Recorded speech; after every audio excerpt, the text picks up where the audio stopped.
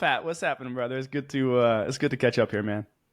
It is, yeah. It's been a long time. I'm actually not sure when the last time we hung out in person is, but um, probably what, 8 years minimum, something like that. I was gonna say the moment I moved out of New England, I kind of it's been a tough time trying to connect with all my people back up there too. So this Yeah, this podcast's been great to really catch up with y'all and see what y'all are up to. So we were catching up pre-show. So let's just jump right into this because there's so much to talk about with you. You come from a diverse background. You've got some really cool experiences, and also the latest last 12 to 18 months, you've been exploring some pretty cool ventures yourself.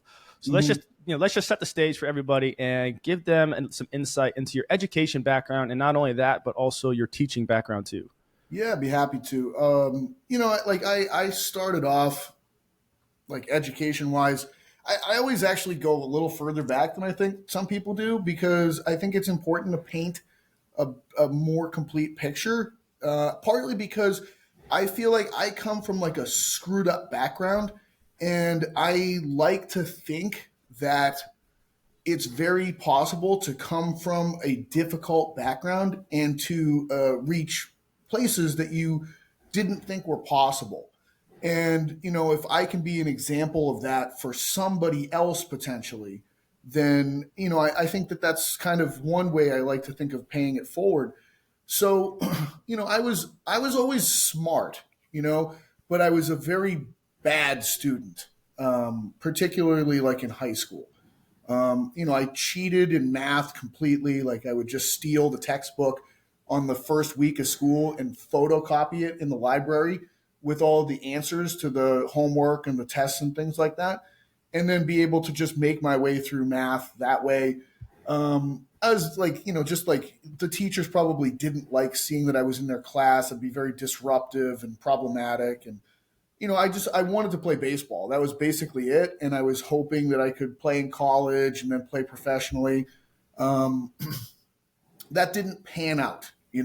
I went and played baseball in college, and within one semester was out of college for academic reasons, and then I really like had to start over again in a lot of ways. Like my life went really downhill with substance abuse and things like that.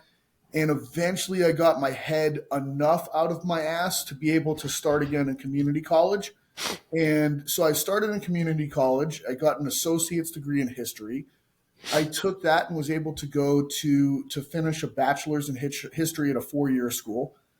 And and then I was kind of like again sort of lost at that point in time because I was hoping to maybe be a history teacher in high school, something like that. Like I think that the few people that I liked in high school were like the guys that taught and coached sports. So in my head, like that's like, you know, I'll teach in a high school and I'll coach baseball and football, something like that. And but there was a hiring freeze.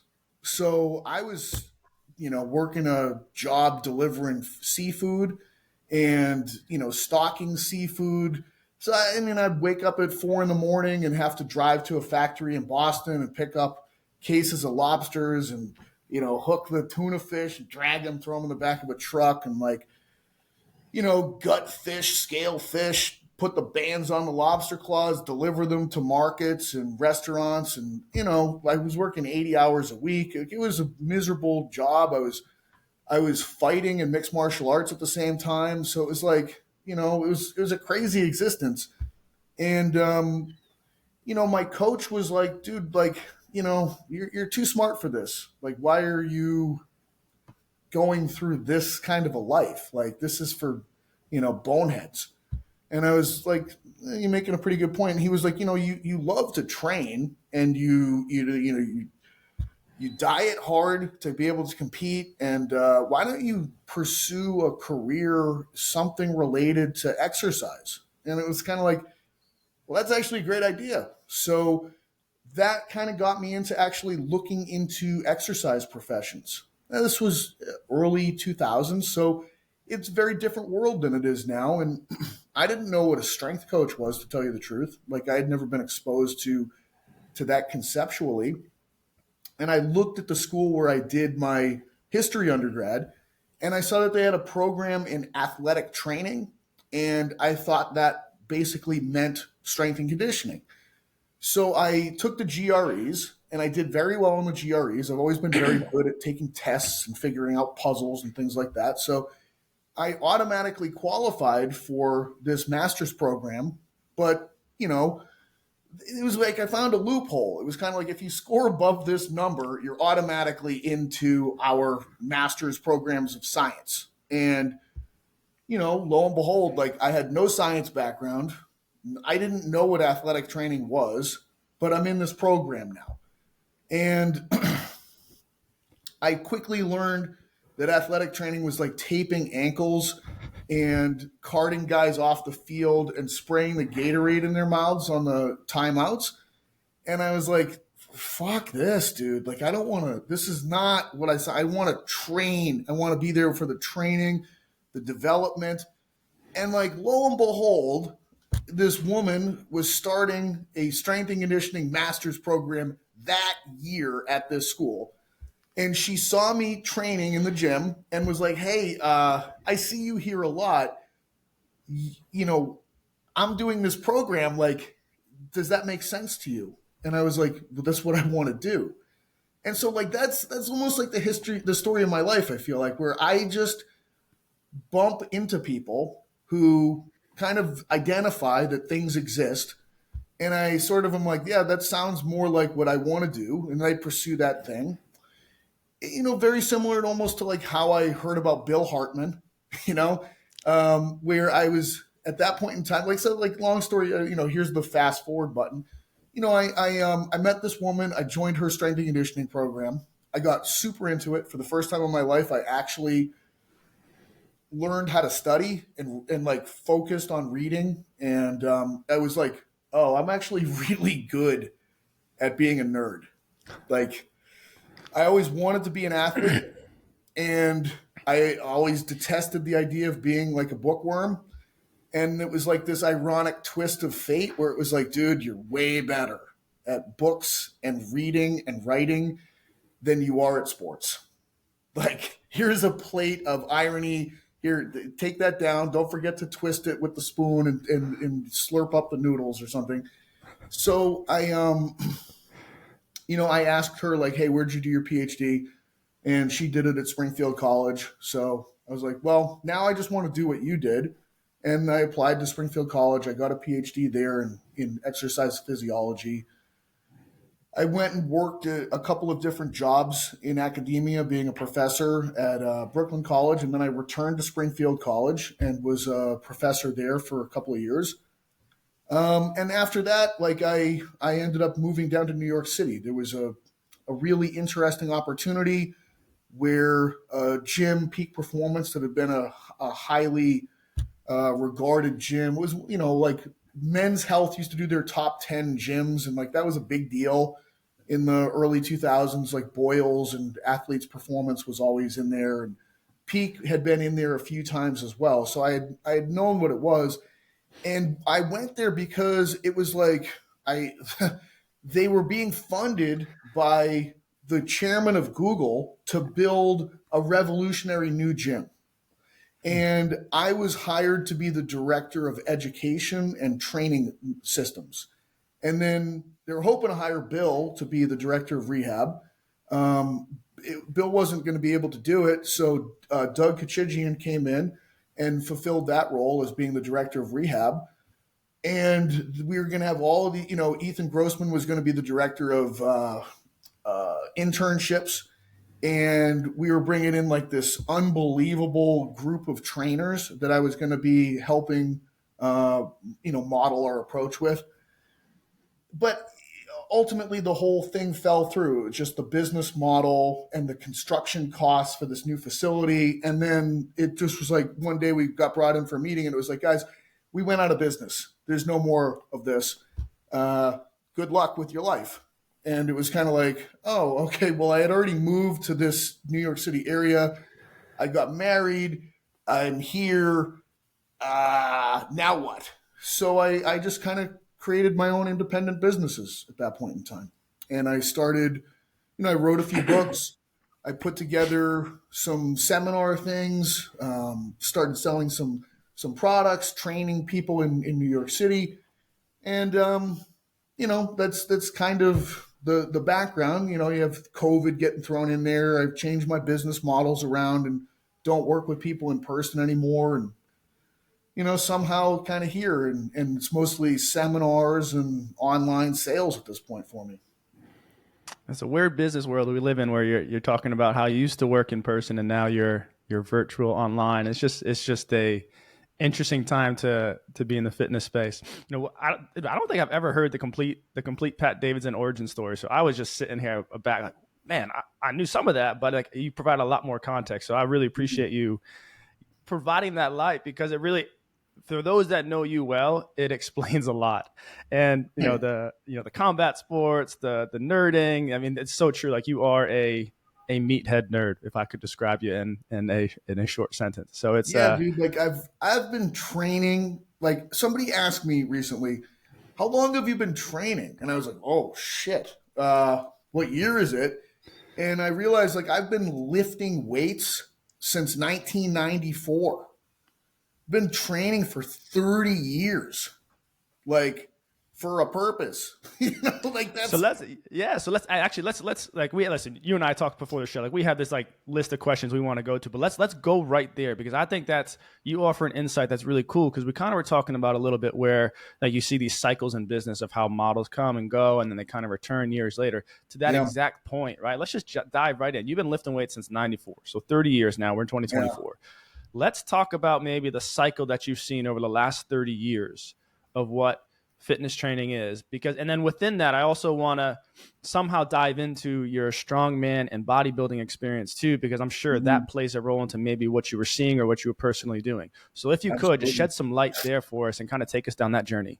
Yeah. Well, I mean, I when I got into training, like I said, I was a baseball player, and we had like I grew up on the Cape, so we had the Cape League in the summer, and we'd have all the college players and all the college coaches come, and they live in your town, and they teach clinics in the morning, and it's the coolest thing in the world. Like as a 10-year-old, 11-year-old, 12-year-old, I'd ride my bike like all the other kids down to the local field, and you get coached by like five kids that are college studs and the assistant coach, and you spend like 3 hours there every 5 days a week playing ball, doing drills, and you're hanging out with these guys. You know what I mean? And they're from the South, they're from California, they're from Minnesota, wherever, and they're the cool. They're like gods. It's like literally being in the presence of gods with the stories these guys are telling you and their vibe and the fucking Oakleys and just whatever, dude. Like so for me, especially like coming from like a messed up family situation, like the summers would roll around and you'd hang out with these dudes for hours a day. And it was like, that is who I want to be. Like, I want to be one of these dudes. I want to bro out all day. I want to play pro ball. And I was good. You know what I mean? Like I could throw gas. I could hit the ball with a lot of power. And these guys were like, kid, like, you got to stick with this, dude. Like, you can like do this for real. And because I could run too, like I had the tools to be able to play, and it was like it was just it felt like such a fit. You know what I mean? So it's like I just created such a vision in my mind of like staying on this path and baseball. And at that time, like it would, like I can just remember these summers, like going there in the morning, playing ball, hanging out with these bros, and then going back home and watching Sports Center and like seeing the highlights. And then literally on ESPN back then, it would go from Sports Center to the workout shows that came on after Sports Center. Like I don't know if you ever saw these, but it would be like it was the same lineup, dude. It was the first one was Bodies in Motion with Gilad, and he was out in Hawaii and he was doing the aerobics show, and it just like it was like the mat, and you're doing traditional kinds of aerobics and calisthenics, and then after that, it would be the Sean Ray bodybuilding show, and it was just these bros, you know what I mean, like Sean Ray, Flex Wheeler, Frank Zane, like those guys were usually on there, but they're monster pro bodybuilders. And they're just like crushing, Smith machine squats and leg press. And bench, like, and then following that, it was, some step aerobic show, and then Bodies in Motion, which was another one out in Hawaii where it was like this big jack dude and these like pretty girls. And it was like, it was just like, it was also, if you think about it, the beginnings of the steroid era in baseball. So it was kind of like you'd see like Canseco and McGuire and all these dudes that are just jacked and hitting bombs and running super fast and just being superhuman. And then literally right after that, it's the show that teaches you how to get jacked. And for like a 12-year-old brain that's like, okay, I want to go in this trajectory, like, oh, 1 and 1 equals do this. And so I feel like it kind of started with that. Like, hey, if I want to be a pro baseball player, I got to get fucking jacked. All right. So I'm going to just, and there's no information for training in 1992, 93, 94. Like it's not readily available. I don't see approaches like on how to be, how to work on change. Like I don't have Lee Taft as a representation of like, hey, this is more athletic development training. No, it's just home runs for highlights, hanging out with bros, and then watching bros lift weights to get super jacked. And so that was kind of how I started. I just watched the way that these bodybuilders trained and then saved up money from working shitty jobs. And I bought stuff that I assembled in my basement. So I assembled a squat rack, I assembled a bench. It had the leg extension and the leg curl at the end of it. I had a vertical leg press, easy curl bar, barbell, the dumbbells that you can screw the collars on and add and remove plates from. Um, and I just lift at nighttime, by myself for hours, like hours, like just listening to like crappy old CDs that my aunt had, like just listening to like Fleetwood Mac and lifted weights for like 3 hours. So that was sort of the beginnings of it. And then, you know, like when baseball didn't work out for me in college, I got hooked up with a local guy that was teaching mixed martial arts at the time, which wasn't called mixed martial arts at that point in time, because this would have been, 99, 2000. And that's where I got exposed to like real suffering and training that was different, and dieting for the first time, and competing in submission wrestling and jujitsu with the gi and mixed martial arts. And I did that for 6 years. And, I feel like that really taught me how to work and how to, it wasn't organized. We didn't have a scientific approach. I kept lifting because, again, at the top of the food chain was the Pride Fighting Championships in the UFC. And the dudes that were at the top at that point were all on gas, tons of gas. And so they were huge. And again, it's kind of like, well, if you're going to be the best in the sport, like you got to be jacked and you got to be fast and you have to have all these tools. And I remember one of the guys I trained with, like, just the guy was an ox. And he's like, here, bro, check out these videos. So he gave me these VHS tapes of the West Side Barbell squat workouts. And so I'm like going home. I have my notebook. I'm literally trying to write down word for word everything that Louis Simmons is saying in those videos. And, that's kind of how, and I think I got it all wrong. You know what I mean? Like I remember thinking that it was, because it should be like that you do a lot of sets of like 2 or 3 reps for the dynamic effort method stuff. But I got that mixed up with the max effort stuff. So I was like, oh, I got to do like 6 sets of max effort good mornings. That was like the first thing that I did was like 6 sets of 90% of good mornings. And I remember trying to train MMA later that night. And we were doing some drill where we were bouncing back and forth over a rope, side to side. And my whole posterior chain just crumbled and I couldn't stand up because it was so fatigued. And, it was like, oops, I think I messed up the prescription here.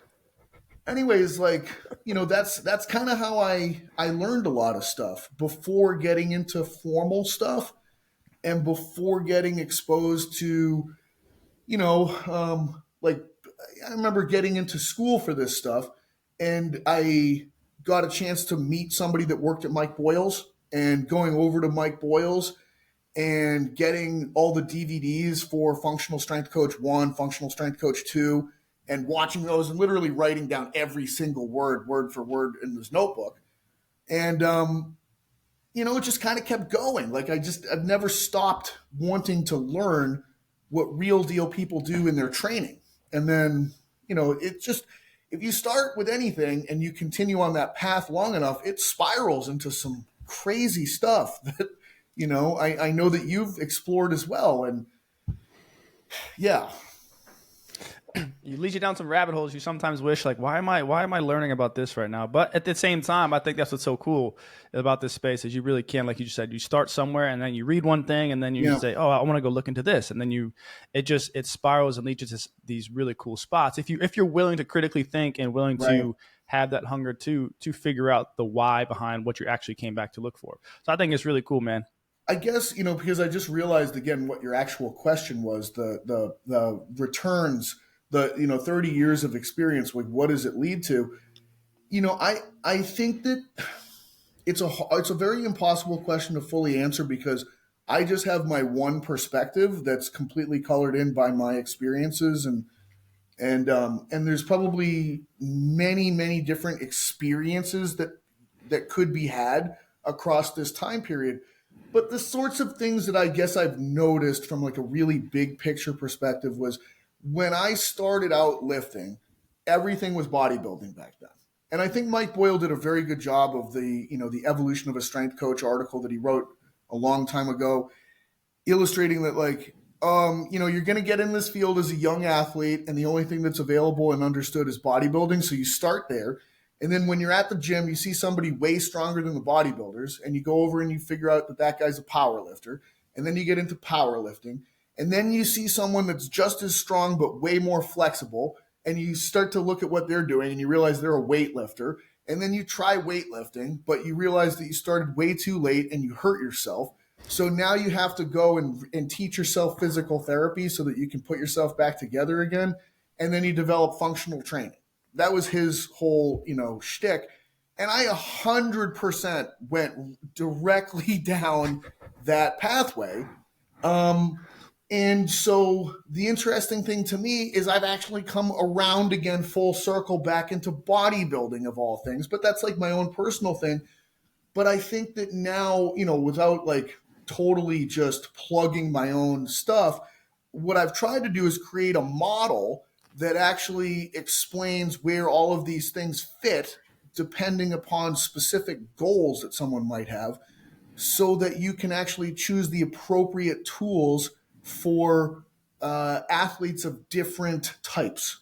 So that but a framework that actually makes sense, that I actually put together from, we were talking about Bill's intensive, and like the intensive one, he gave us all these articles that we were supposed to read prior to attending.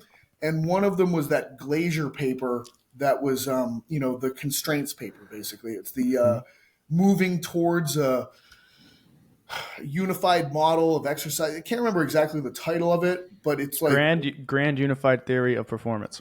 that's it. The Grand Unified Theory of that's it. And I remember hearing that title and being like, "That's a big deal." Okay, who has the balls to put that as a title on an academic paper? Like, that's a ballsy title, Grand Unifying Theory. But it's the constraints paper, and so I built what is Rethinking the Big Patterns off of that paper, where I created 3 seminars, one seminar being individual constraints, and the other seminars being the combinations of environmental constraints and task constraints for resistance training and athletic movement training. So, Let's double click on the model, and I think that'd be really yep, cool to kind of pull back some of the layers there. One, to just show the breadth of knowledge that you do have, but also it's really difficult now to in this space, in health, performance, rehab, performance, there is so much information, but Right. a lot of it, like there's, I like to use this analogy. Like you walk down the water aisle at the grocery store, and there's boxes of cases of water, but fundamentally they're all H2O, Yes. right? And so like, do you have the critical thinking skills and ability to kind of weed through the marketing schemes and the branding and really understand, okay, what are you really selling here? And you kind of see these key principles, which I'm sure I would imagine you have some principles that you hang your hat on Hmm. the years that you've been in this space. So let's double click on the model Yeah. and working framework that you have to kind of give some insight into the evolution of your training model. Yeah. So it goes ultimately straight to the glazier paper and individual constraints for the movement system would be the skeleton. Okay. So there's one realm that I focus on, which is evaluating the skeleton and the constraints of an individual skeleton, and then what are the approaches that would change those constraints. So it's very Bill Hartman 101, the control pattern seminar. I'm gonna You know? interrupt you, intentionally Yeah. interrupt you right there, and just for the audience, could you further elaborate on what you mean by constraints?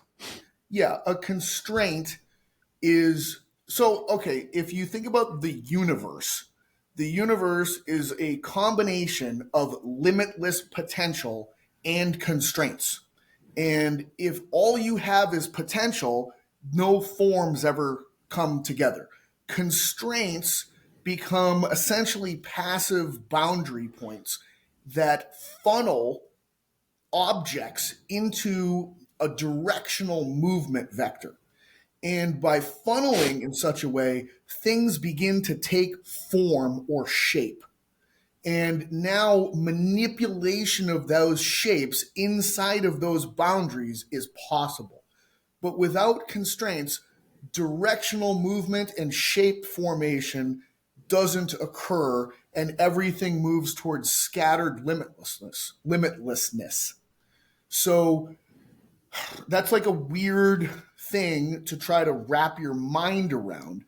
But from the perspective of movement, within Bill's description, there's only two real types of movement: the expansion of objects and the compression of objects.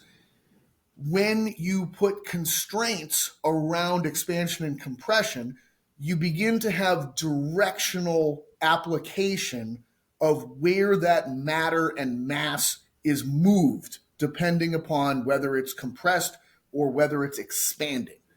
And the skeleton is the primary constraint system of the human organism, where there are passive blockers that are put in place, and the shape of the skeleton and the shape of the articulations of the joints of the meeting points of the different parts of the skeleton ultimately create the appearance of directionality of compression and expansion, that we now label with all of the anatomical terms that we put on it of flexion, extension, when in reality we would just be moving in spirals that are getting tighter packed or more spacious, but we don't visually see that due to the blockers that are in place of the physical objects and the shapes of the interconnections of those physical objects of the skeleton. That's how I understand it, anyways. Right. So then I would share a similar understanding of it as well. So let's break. So now that we figured out what the constraints are, let's tie in how the constraints are tying back to what you do as a coach, what you do as a Yeah. trainer, what you do as someone that's just trying to help people move well and perform Yeah, better. yeah, yeah. So are these constraints modifiable? And yes, they are modifiable. Where, there are some fundamental, archetypes of skeleton shapes that are different across the human sphere. And, I think Bill does a great job of talking about, things that most people are aware of, like infrasternal angles, like narrow infrasternal angles and wide infrasternal angles, and those being these, like, you know, these original compensations that are the opposite direction of the tendency of your overall morphology. So me, I'm a very wide infrasternal angle person. My organism is biased towards compression, and the easiest place for me to create compensatory expansion is with these infrasternal ribs that are pretty easy bones to move. Okay. So nothing on my body needs to expand because I've just fully expanded my infrasternal ribs, and I'm like, I can breathe and exist and get through life just with this compensatory piece, and it's energetically the easiest way for me to exist. Maybe I'll expand my foot compensatorily, and my femurs can expand as well, and that basically checks all my survival boxes and movement needs. So I just remain compressed everywhere except for like these few compensatory places, and I go through my life this way. So is that modifiable? Yes, it is. It's modifiable. I have very specific ways that I can bias the joints of my body and breathe, so that I can recruit specific muscles that will primarily first go after these infrasternal changes morphologically. And if I take away my hyper expanded infrasternal angle, now I force the organism to expand in other places that previously were not expanded. And if I accomplish this, now I can go back and measure the movement potential of the body. And I witness, like, oh, wow, I just added all of this femoral abduction that previously wasn't there. And I added, humeral internal rotation. So it wasn't really this like local problem. It was this organism wide bias away from a difficult method of movement, that is the beginning of this sort of thing. So yeah, it's really just kind of acknowledging that shape dictates function following it, and that if we are able to understand the shape that you're presenting with as an excessive version of it, and I take that away from you and I force you to shape change in the opposite direction from what you've been previously doing, I'm going to witness the movement potential of the individual change. And I've changed the constraints of the system now. Would you would you say shape and posture are analogous, or are they different? I don't think they're analogous. I think there's probably like a Venn diagram where it's some degree of overlap with them, but it's much more, static posture is one of these things that doesn't tell a whole hell of a lot. It's just one example of one thing that you can do. But how many different postures and positions and motor patterns are you capable of morphing into? It really only tells me what is an easy position and posture for you to manage. But beyond that, it doesn't tell me your total postural capacity to get into all of these different sorts of presentations. Now, when speaking about posture and movement, right, there is the belief out there that there is a perfect and right posture, and there is a correct and incorrect way to move. What would you, when I drop those lines, what do you think? I mean, it's. I think that there are certain sports where it's very clear that if you can't get into certain postures and positions, you cannot play at a top level. Like, show me a major league pitcher that can't get into single leg stance with the back leg going into a huge degree of IR, and like there are some, like I'm not talking about standing upright with a plumb line, which is like I think what most people are thinking of.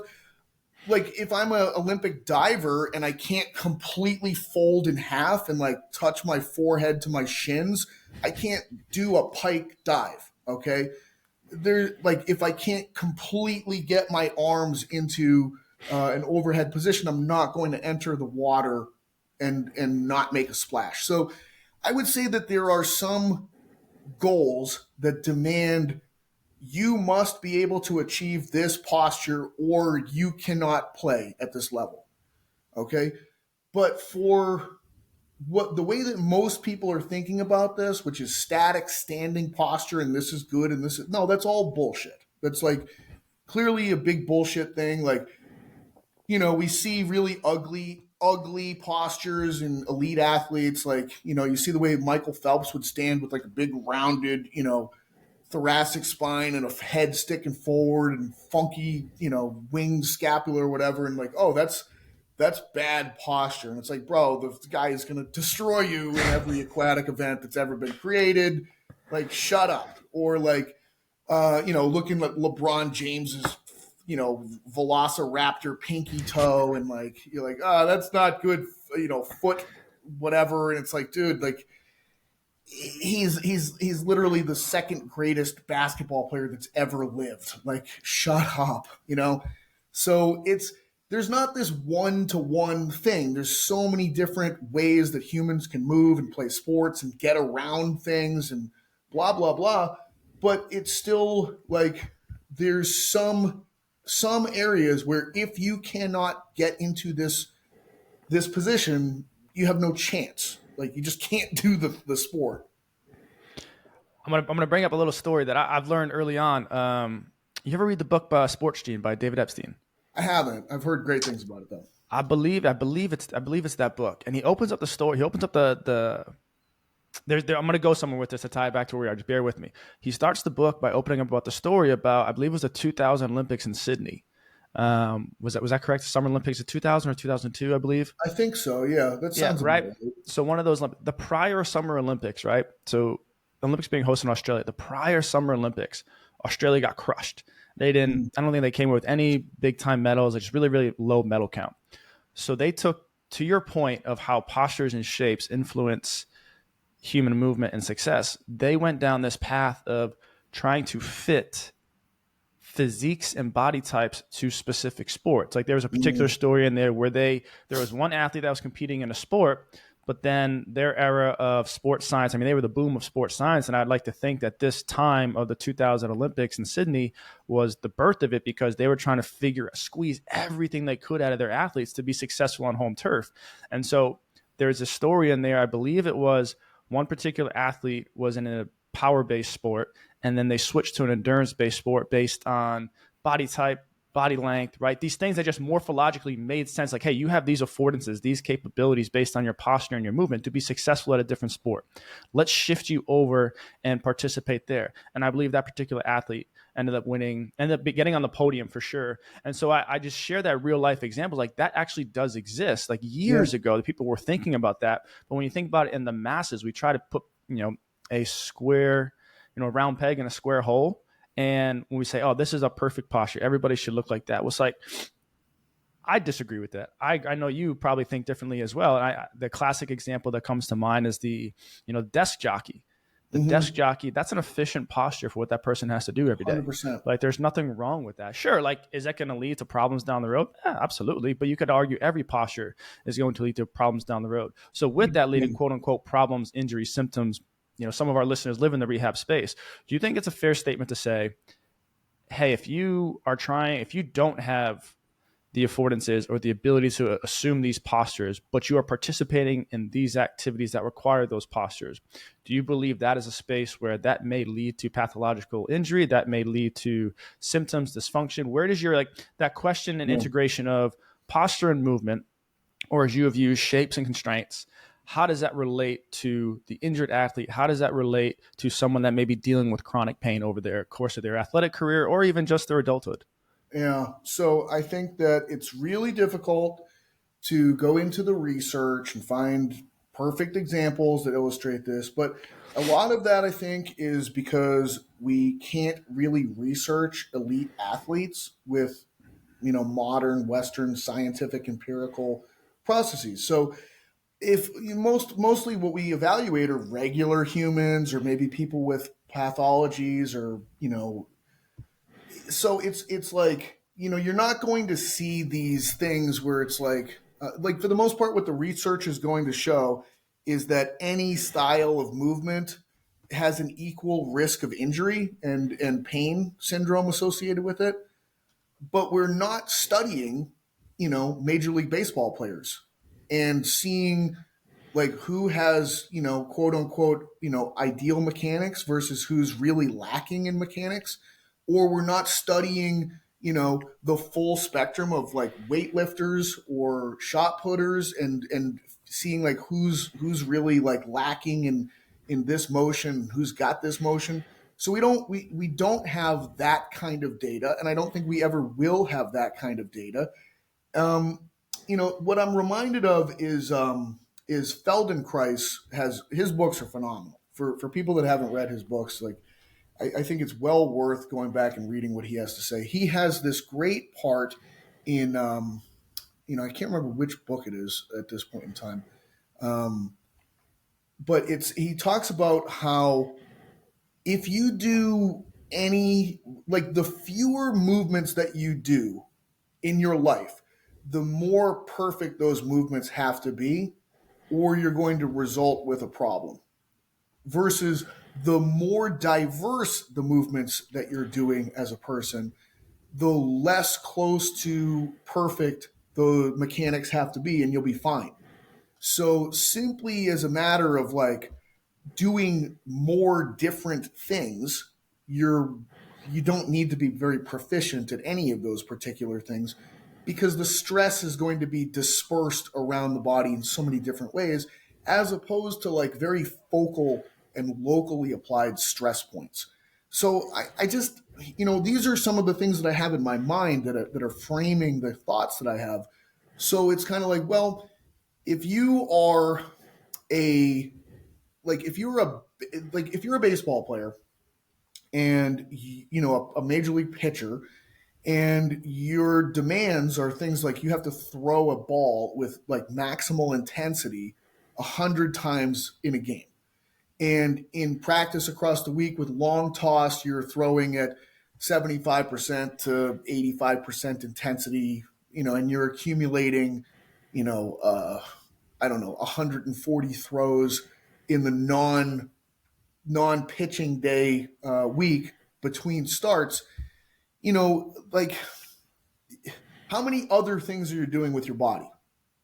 Probably very few for those guys. Like, they maybe are jogging and stretching, and maybe they lift some weights or something like that. But like they throw a ball. Their job is to throw a ball, and it's a tremendous amount of force and velocity. And you see the still pictures of like the angles that these guys get into, and it looks like their elbow is like, from the people that brought you The Exorcist comes the Major League Baseball elbow. And it's like, dude, something bad is going to happen to this structure if the pelvis can't get into rotation, and if the thorax is restricted with rotation. And it's like more force is going to be directly applied to this structure right here over and over and over again, because they have fewer moving pieces to disperse the stress around.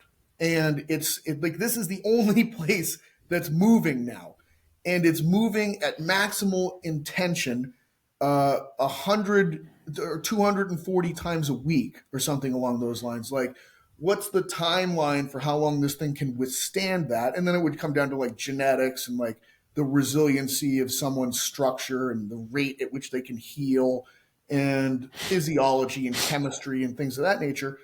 But it's like, to me, the more that your life is spent around high intensity things, and the fewer the total, menu, the smaller your menu of movement, the more that we need to have exact mechanical, as close as we can get to pretty damn near perfect, to help you.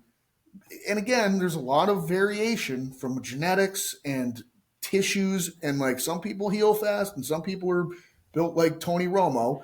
Like, how much can you handle with the window of mechanical error that probably exists around the total like I said, menu of movement that exists in your life. There was a thought that came to mind as you were beautifully describing the movement options versus movement variability versus specificity versus generality. And the topic that came to mind was the old age debate of generalization versus specificity in youth athletes, and then also at what point do maybe you shift from specialization, towards specialization, continue to do generalization, because I have a few thoughts on when specialization is important and depending on what you're trying to do, and when generalization is important depending on what you do. Mm. So I'd really love you. You did a great job explaining movement options and the menu. I love the menu idea. How does this apply to that question of generalization versus specialization? For those that are unaware of what generalization and specialization, what we're referring to is, let's just use the classic example of baseball. Yep. Specialization would be a young kid at the age of 6, 7. All he does is play baseball from 6 to the age of 16, and those are the kids that we see have early onset Tommy John surgery, early onset elbow shoulder problems, versus the kid that, someone's like yourself and I, we played a different sport every season of the year because our parents just wanted us out of the house. Right. So Mm-hmm. then that would be deemed the other end of the spectrum of generalization, right? Multi-sport athletes versus single sport athletes, or as you put beautifully, very specific movement options versus a wide, diverse set of movement options. So the Yeah. question I have for you is, where does your framework fit within the idea of Mm-hmm. generalization and specificity? I think that it has to go back to testing at a certain point. Like, does this organism have the capacity to hold on to appropriate levels of joint range of motion, and the physiological expressions of different forms of fitness, despite only doing the same thing over and over and over again. Okay, so like, if I think that you could take some people and make them specialize, and somehow they retain all of their different abilities pretty well. They retain their table tests, like they still rotate well, they still have, great hip flexion and extension. And you're like, dude, this you can't crack this egg, dude. Like, this thing, you can throw it against the wall a million times, it stays really stable from the characteristics that we're looking for. Versus somebody else, it's like, dude, as soon as we have them really focus on lifting weights, like their whole body just like kind of like constricts around them, and their table tests fall apart. And so you don't know until you actually start collecting data on somebody. And it's also like, there's a lot of variables that I think come into play. Like, well, how variable is the sport itself? Like, if you're a soccer player and you're specializing, there's a lot of different movements in soccer. If you are a shot putter, you're just doing the same thing. You know what I mean? Like, oh, like that's it. Like, you just do the one thing over and over. Versus soccer players are accelerating and decelerating and cutting and jumping and heading the ball and kicking the ball, and playing defense and shuffling and sideways running. It's just like this huge spread of movements and forces and velocities and energy systems. So I just think that, like, the sport itself matters. The more that the sport is one energy system and one expression of intensity and one vector, it's kind of like that person, it's probably higher likelihood that their training is going to need more generalized additions to it, as compared to someone whose sport is very general in and of itself. What would so let's have a practical example here, because I think this is really a really good segment here that you're breaking down for us. Let's say you have a client that is, or an athlete that is on, let's say, like you said, a shot putter, right? Yep. Doing that that same action over and over again, right? Most Olympic sports, individual Olympic sports, are that individual event. Then you have, let's use your example. I love the soccer player. Let's use, because I am a soccer player. I can tell you got let's the hair, bro. It's very. Thank you. I appreciate it. Let's dive into that one. So then you have the person, okay, like, you're exposed to all these different movements, all these, kicking, throwing, change of direction, sprinting, long duration, steady state, right? All these different things. How would you, just to give, like, let's go 10,000 foot view. Let's not get in the weeds on Yeah. this, but let's just give some context to what we're talking about here. Because sometimes when you and I speak and we go down these rabbit holes and have theories, Yeah. it's tough to pull ourselves out. So let's pull ourselves out here and provide some context to this example here. Right.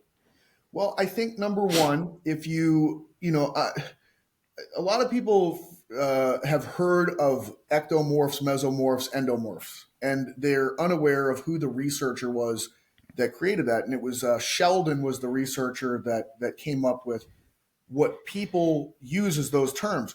But when I was at Springfield College, there was another faculty member there, Dr. Murray, and she was one of the early pioneers of sports psychology. And she had this incredible old library of classic exercise science texts in her office. And she had Sheldon's original texts, okay? And they were weird. They were super weird. And what they were, his first book was he went into a prison in the Chicago area and he managed to take naked pictures of every single prisoner, okay? And he broke down the anthropometric ratios of these people and he put them into different categories, which were not called ecto, meso, and endomorphs. He had them in animal categories. There were bears, horses, and dogs. And inside of those categories, there were like grizzlies and black bears and, thoroughbreds and quarter horses and bulldogs and, every other, like it was elaborate, but it was a math equation, okay, based on like dimensions of skull and shoulders and hips. And I mean, I would love to get my hands on these books and like hand them over to Bill and be like, look at what this guy was doing in the 30s. Okay. Like, and then his next book, or I think it might have been in the 50s and 60s, because his next book was the Mexico City Olympics, which I think was 60 or 64.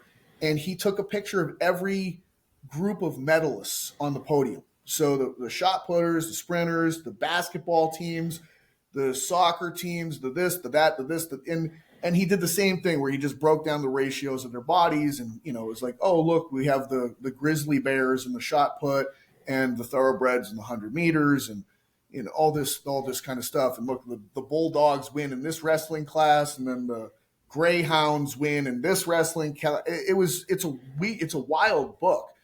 But what I think from a 10,000 foot view of these sorts of things is that certain sports have a more heterogeneous selection of body types, and other sports have a more homogenous selection of body types. I think soccer is one where there's actually a pretty decent spread of body types due to the demands of the sport. Like, basketball has a more heterogeneous basketball and soccer.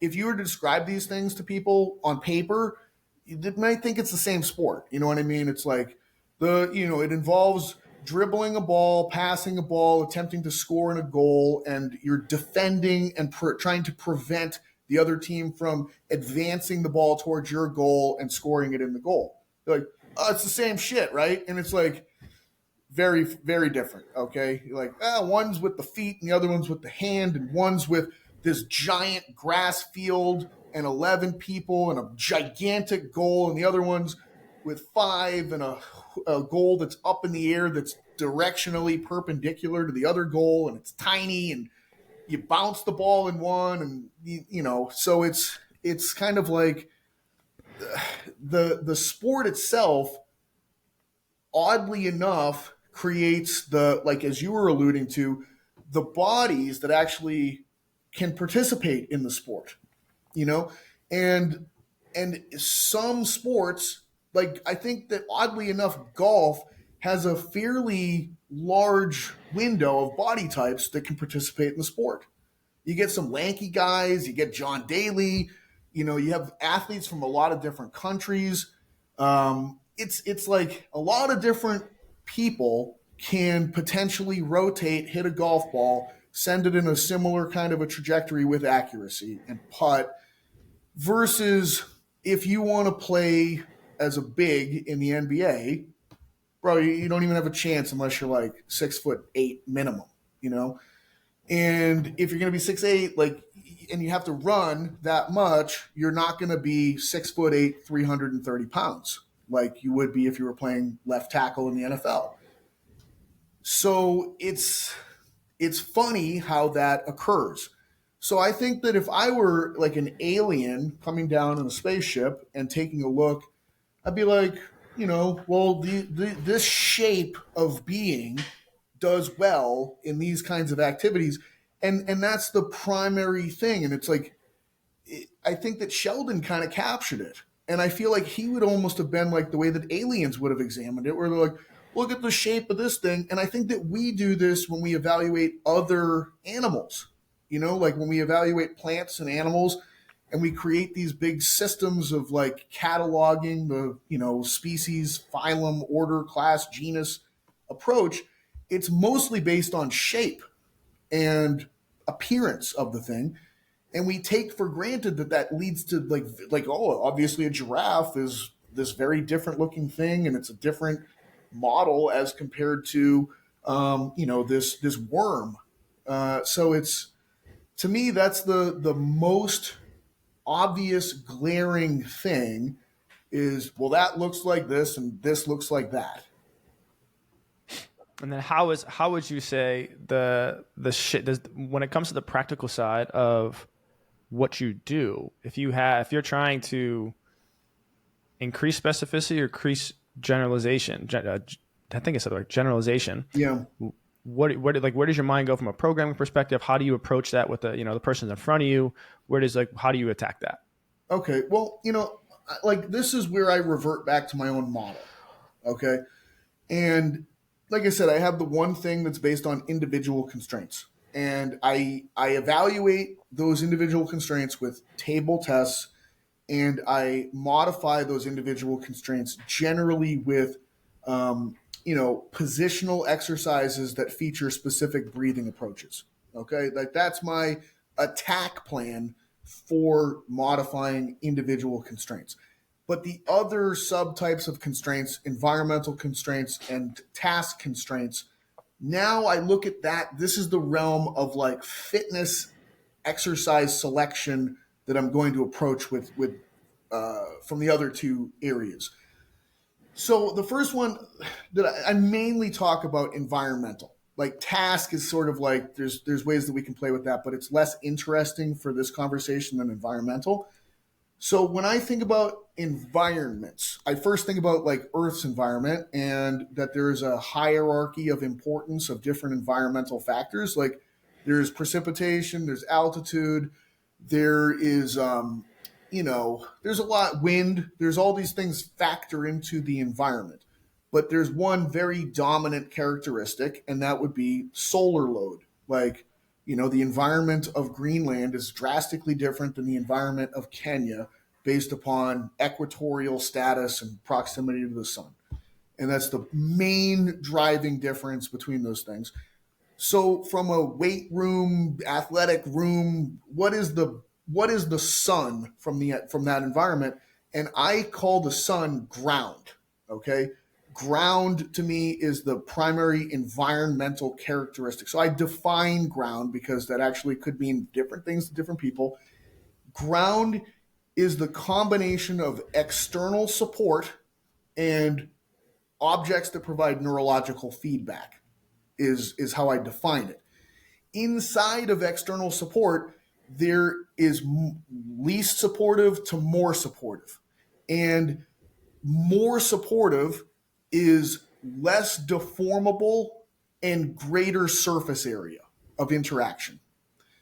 Less, and so, there's a spectrum of all of these things. But ground, the amount of ground interaction to me is the gigantic differentiating factor in training and sports. Okay. So I have low ground athletes and high ground athletes. Low ground athletes that pop in my head are high divers and half pipe skateboarders, half pipe snowboarders, surfers, classical low ground athletes. High ground athletes, the highest ground sport I'm aware of is powerlifting, and then interior line play and football would be another high ground sport. there's characteristics of low ground athletes that pop in my head. And those characteristics is that they have the ability to turn and tumble in space at high velocities with accuracy. And there's characteristics of high ground athletes. And the primary things are that they can prevent being turned and tumbled by external forces attempting to do that to them. And if I were to try to plug a high ground athlete into a low ground sport, there's a high likelihood that disaster would occur, regardless of skill level or proficiency of high ground athlete. Like if I were to take all of the left guards in the NFL and have them attempt to enter the half pipe and the skateboard, they might all die. Okay. And vice versa, if I were to try to have the low ground athletes attempt to do the high ground sports at the highest proficiency, if I were to take the medalists from the half pipe skateboarding and have them attempt to play left guard in the NFL and block Aaron Donald, there's a high probability that they also might die from trying to. So that's the every and all sports occupy some space in this ground continuum from highest to lowest. And to me, it's just what is the degree of external object interaction and deformation of that external object characteristic that you interact with in your sport. Okay. Skateboarding, it's like you're interacting with the air that deforms so easily that it's like insane. And then you interact with like a slope that's changing shape as you land on it and a board that wobbles on top of little wheels. So there's almost no neurological feedback and there's almost no pushing on non-deformable matter. Versus if I'm playing left guard, I am interacting with a very difficult to deform opponent who is trying to deform me. And the degree to which I can prevent deformation of me and the degree to which I can try to manipulate a difficult to deform object is likely the level of success that I can reach. So, of course, this is a spectrum, and every low ground athlete has elements of high ground characteristics that they need to employ at various points in time. And the same thing over here, where even a left guard has to have some ability to be able to turn and move through space, but it's just significantly different from each other. Okay. So the training is the same thing to me, where there are high ground exercises to participate in and low ground exercises to participate in.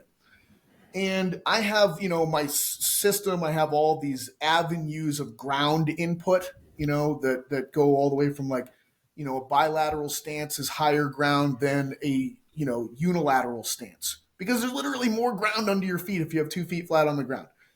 The sagittal plane is more ground than the frontal plane. Like that one's visually hard to show, but when I can visually show it, it's like, oh, wow, the shit, yeah. Because if you're actually moving in the frontal plane, the sagittal plane is the ground under the frontal plane to be able to express that characteristic, which is verbally doesn't sound great, but visually with demonstration, you're like, fucking A, right. It is like, look at that.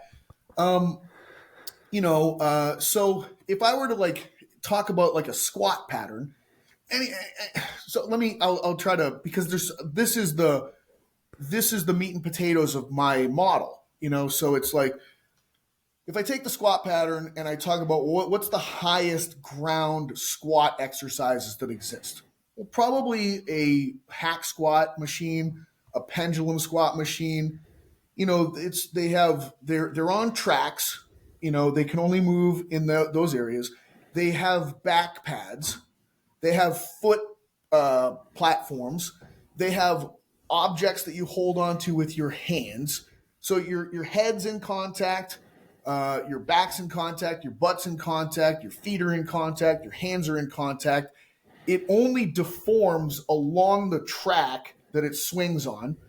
And it's a ton of neurological feedback from all of the touching and interaction that you're using with it. A lower ground squat would be a safety squat bar on a heel wedge. A lower ground squat would be a split squat with dumbbells. A lower ground squat would be a rear foot elevated with your rear foot in a TRX strap. It's all, to me. And then it's kind of like, well, like what am I trying to accomplish with a squat?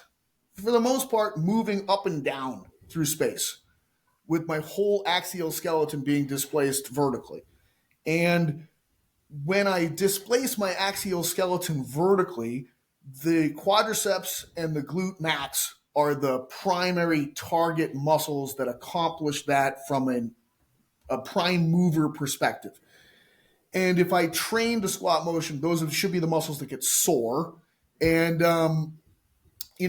from a probability standpoint, the more ground added to the exercise, the higher the probability that the target tissues are, in fact, the primary location of stress application during the exercise.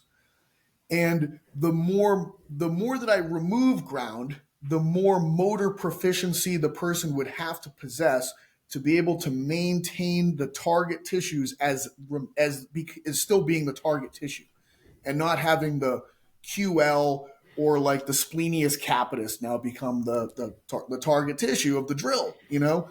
And so what I do is I create a system where everyone starts high ground, because I want you to do the fundamental movement appropriately for whatever the motor pattern is.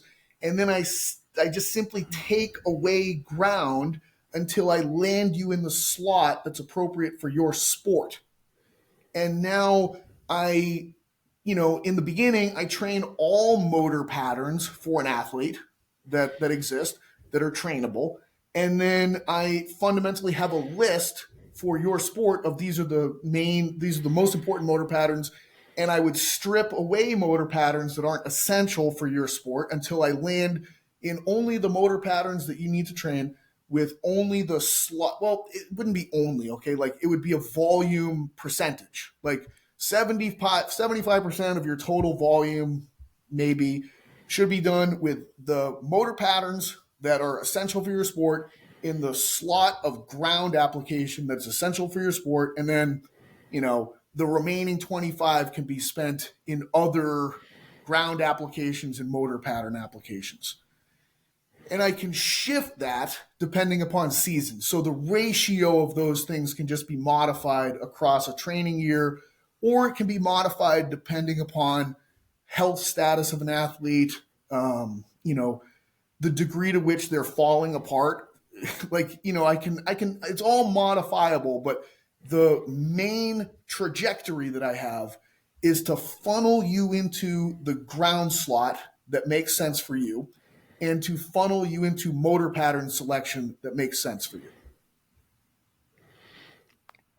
That was a beautiful description of what I believe is your model of how you approach movement when it comes to breaking down, because there's a lot of detail in what you're describing, in sense of how you are framing who goes where and who does what.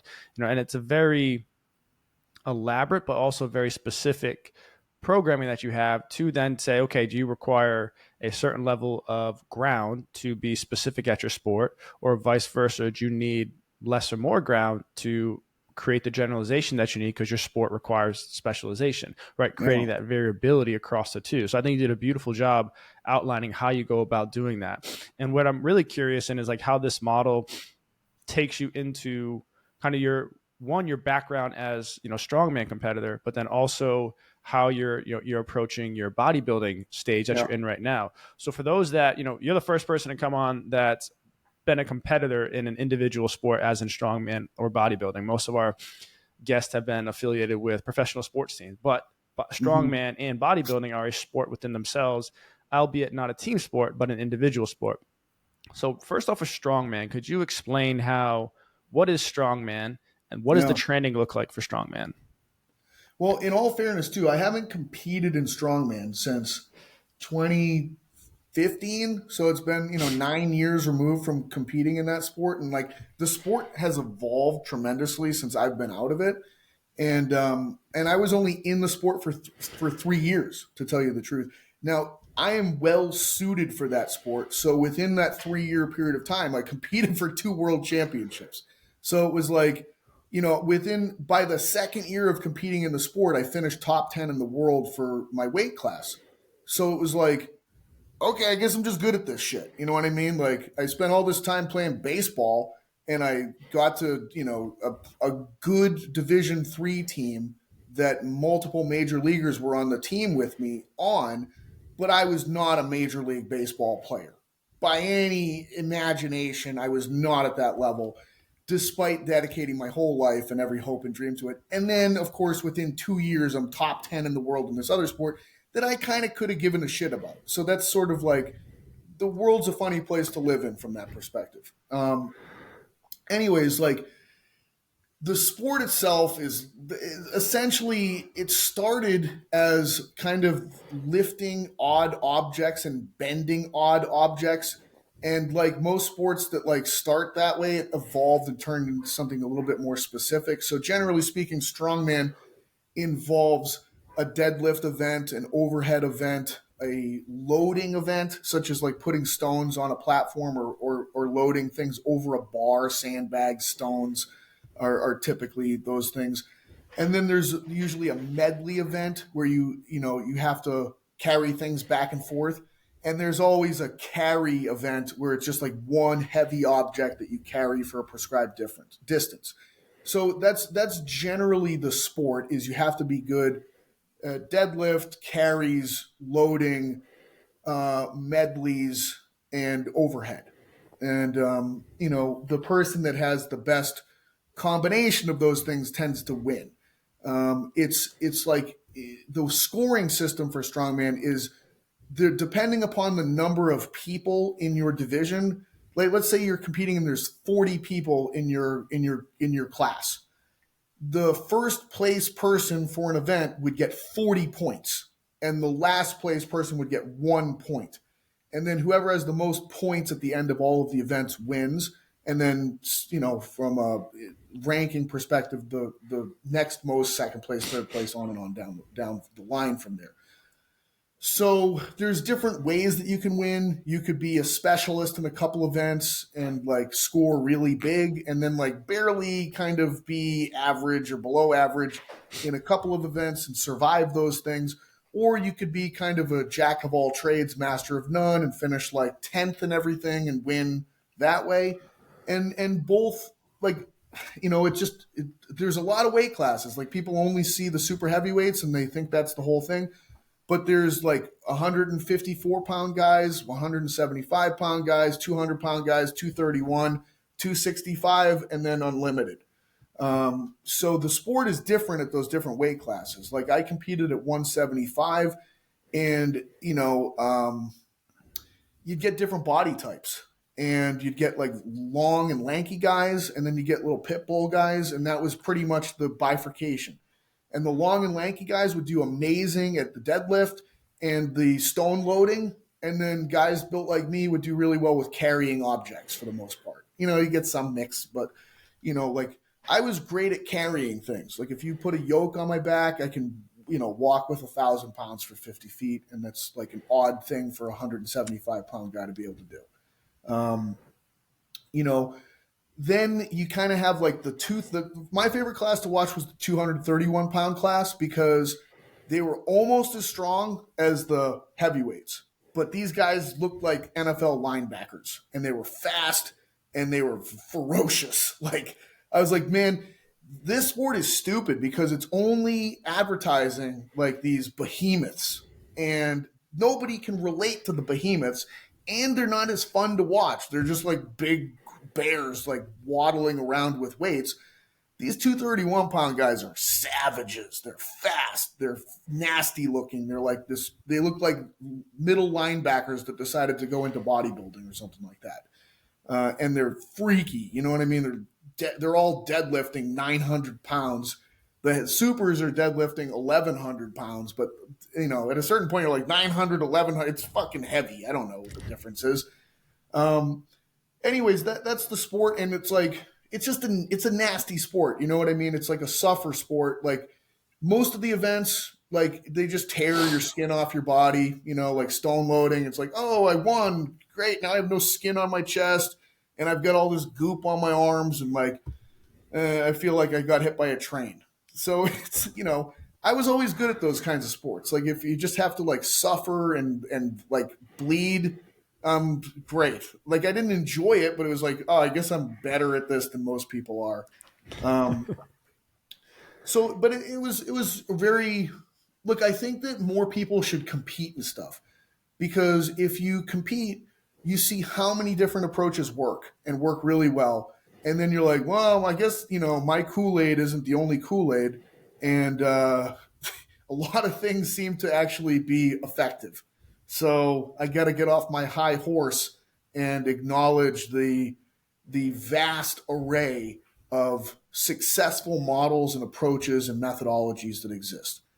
Um, now with getting into bodybuilding, first of all, I would say that bodybuilding is the actually I mentioned bodybuilding is the highest ground training sport that exists, and when you land in highest ground exercise selection, the higher the ground of the exercise, the more that exercise will mechanically drive the processes of musculoskeletal adaptation, primarily growth and neurological like recruitment strength stuff. The lower the ground application, I don't even know what the physiological adaptation is. Like you look at a skateboarder, you're like, what's the adaptation? Like I don't know. It's motor control. Is that an adaptation? I'm not even sure. It's a vexing thing for an exercise physiologist for me to say, I think that this group belongs doing these low ground activities that have very little feedback and very little external support. And I don't know what happens when you do these things. I very easily know what happens on the high ground end. You create mechanical tension, and that stimulates protein synthesis. And with appropriate dietary intervention, the tissues will increase in myofibrillar protein accumulation. And you will get stronger and overload in a linear fashion, so long as your organism can continue to do so. What is the for you to be able to go from strongman, right, brute strength, a lot of just hard stuff, to now bodybuilding, right? It's a different sport, much more different intention. What Yeah, does that look like? Is from a just like give us like a quick. Not many people have ventured down the bodybuilding space, yeah, or maybe expose like what the real training it takes to grow muscle very specifically in certain regions of the body. Because I remember following some of your stories and your journey on the first competition, and I think afterwards you kind of posted out like, hey, this is what I need to work on. Like I need to grow this part of my body. I need this muscle to be bigger.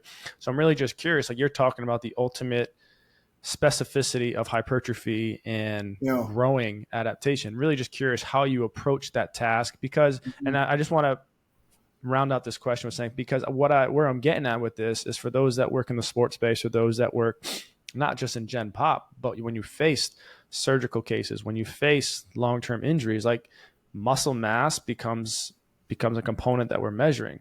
So that's where my mind is thinking on the background too, just to provide Right. some context beyond just the bodybuilding, like these principles of what you're about to, I hope, describe and talk about how you're approaching this new journey of what you're trying to do for your second competition, how it Right. can be applied in across all spectrums, not just hmm bodybuilding. Well, I think number one, I think people undervalue tissue development for a given athlete. Now, this is where it gets confusing because I think the lower the ground the sport, the less important tissue development is. Did Tony Hawk have any tissue? Not really. You know what I mean? Would he have been a better skateboarder if he added tissue? Possibly not. He might have actually made himself worse. So tissue is more, the more that you move towards high ground, I think the more important tissue becomes. Okay. But I think that a lot of sports are fairly high ground, like they're higher ground than I think people want to believe in some instances. Um, so tissue acquisition is, I think, driven through training, stimulus, nutrition, and pharmacology. And pharmacology, I mean steroids, growth hormone, peptides, things like that, illegal PEDs. And of the three levers that you can pull, the pharmacology is the most powerful by far. Okay. You can literally be in a calorie deficit and train kind of like a bitch and grow muscle tissue with PEDs. Okay, like that is the power of drugs. They will literally take your own fat and metabolize it and be able to direct the energy from that into protein synthesis. It's like you're an alchemist making something from nothing. You know what I mean? Like, and you can't do that naturally. You just can't. It's not possible. Now, if you take all of the things and align them, then you mutate into a monster, is kind of it. Like if you're able to be in a calorie surplus diet with PEDs and appropriate mechanical tension drivers, that's where the crazy stuff happens. So it's always a question. Well, do you have the lever of PEDs to pull on? Yay or nay? If it's nay, it's like, okay, well then don't worry about that one. You only have two levers. It's even more simple. Okay, you have food and you have training. Of those two levers, which one's more powerful? I would say without a doubt, food is far more powerful of a lever than training. Okay, the training lever for hypertrophy, I think, is a very wide berth lever. What I mean by that is a lot of things can work equally well. Um, so it doesn't need to be like, I think that it can be better. Okay, there's characteristics of better, but better is only marginally better than good to like below average in some ways. You can make below average choices from an exercise selection and execution standpoint. Try hard, be consistent and adherent to your program, eat well, and have amazing results and probably better results than someone who makes ideal decisions from an exercise selection standpoint, execution standpoint, and butchers the consistency, adherence, and diet part of it. So it's a weird system that you're dealing with that. I would say that like if discussing ideal best practice and breaking it down between those two of food and then training what's emerging is, I think that ground is, it's just termed different things in different realms of bodybuilding. Like some people call it external stability. I just don't like that. I think the term is garbage. You know what I mean? Like stability as a term, I think is uh, impossible to objective. Like I'm sure it's possible to define objectively, but I would need to be a mechanical engineer to do so. Okay, like I guarantee a mechanical engineer can mathematically tell me how stable a bridge is. They probably have equations and things like that, but I don't know what those things are, and I don't know how to apply them to a biological organism. So to me, like I define, and I look like I've been around long enough to hear all these eloquent descriptions of stability. And when I think about them for more than 10 minutes, I'm like, that sounds like a pile of shit, actually. Like the one that comes to mind the most is that stability is control in the presence of change. I heard Charlie Weingroff give that description of it 10 years ago, and I remember thinking like, wow, that's the most beautiful thing I've ever heard. And I think 2 years later, I was like, wait a minute, what does that even mean on any level? That's like the most meaningless, eloquent statement in the history of the world. How do I measure that? How do I improve that?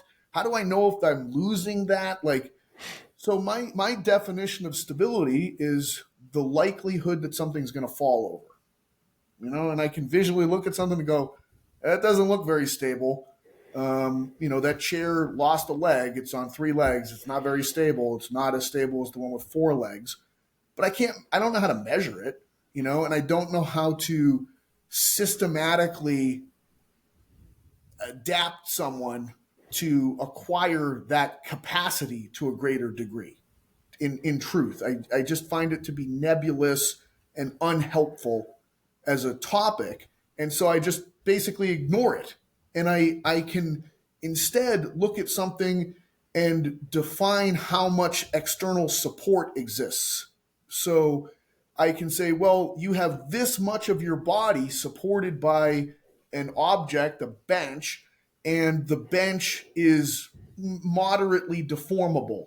It's padded. You deform into the pads to that degree, and the more surface area and the less deformable the surface area, the more supportive it is.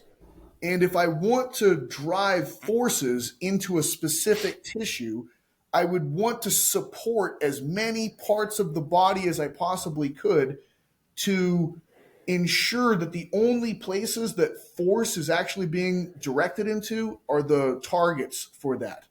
Okay, so if I'm doing an exercise to try to grow lats, I like a pull up is like it could be a lot of tissues that actually get the stress.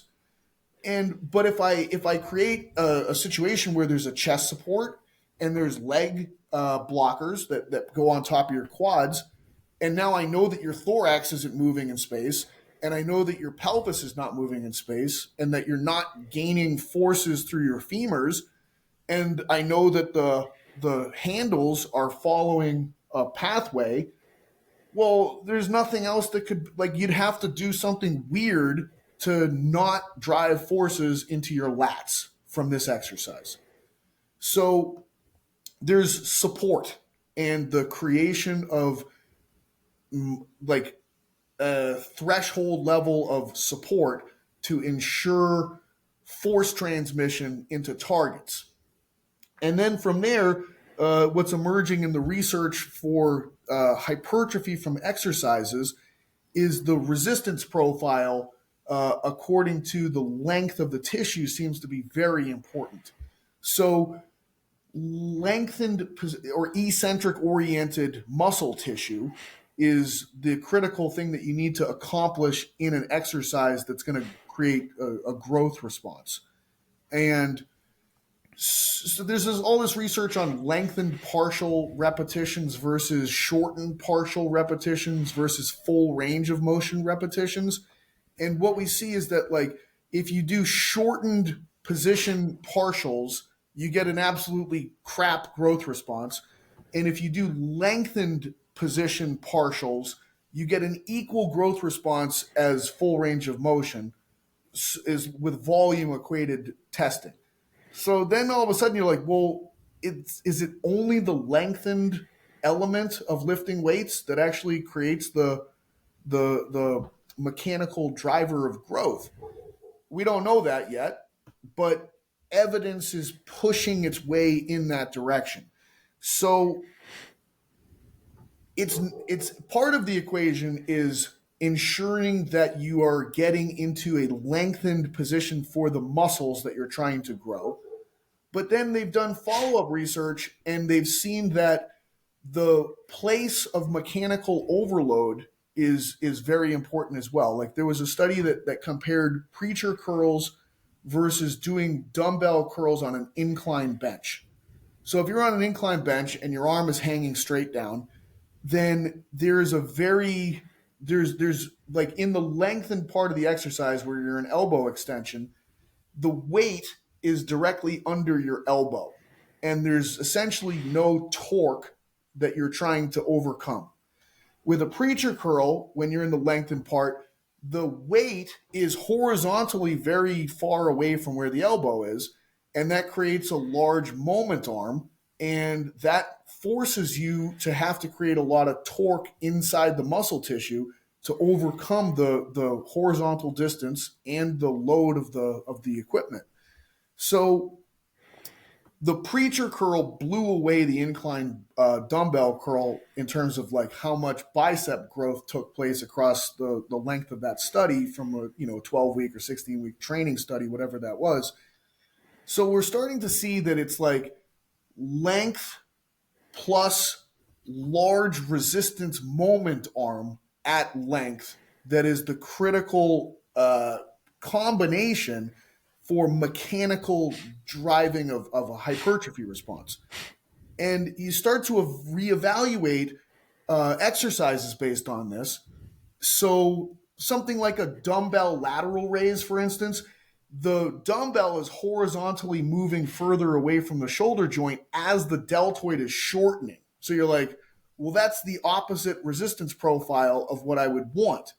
And I probably need to use some kind of a cable and attach the cable so that I overload the part at the bottom of the exercise as opposed to overloading the top of the exercise. And then you start to look at like, well, a squat makes perfect sense as being a really good growth driving exercise because the weight stays in the middle, but as I descend, the knee is horizontally moving forward further away from the weight, and the hip is horizontally moving backwards away from the weight. So as the muscles are lengthening, the resistance moment arm is increasing, and I overload the bottom of the exercise, and the top is really easy. So it's a very interesting way to look at exercises and be like, well, this mechanically doesn't make sense. I'm not going to like put a high amount of effort into this one because it's not the right kind of profile for what seems to be the primary mechanical drivers of stimulating a growth response. What I heard, what I took away from there was Yeah. you have the mechanical, like, right. Let's summarize. Let's go back to the early part of that Yep. segment where you talked about, okay, you have the pharmacology, you have the mechanical, and then you have the food. Yep. Pharmacology for most people is not in the deck of cards. So we throw that on out. Then you have food, and then you have training. And then food, like you said, is critically important because if you don't supply the building blocks, then you really don't have much to work with. And And it then the needs to be training, phasic, like that's a whole other topic. But and yeah. it pigeons into training as well because you can't always just train because you become insensitive to training. You can become insensitive to food.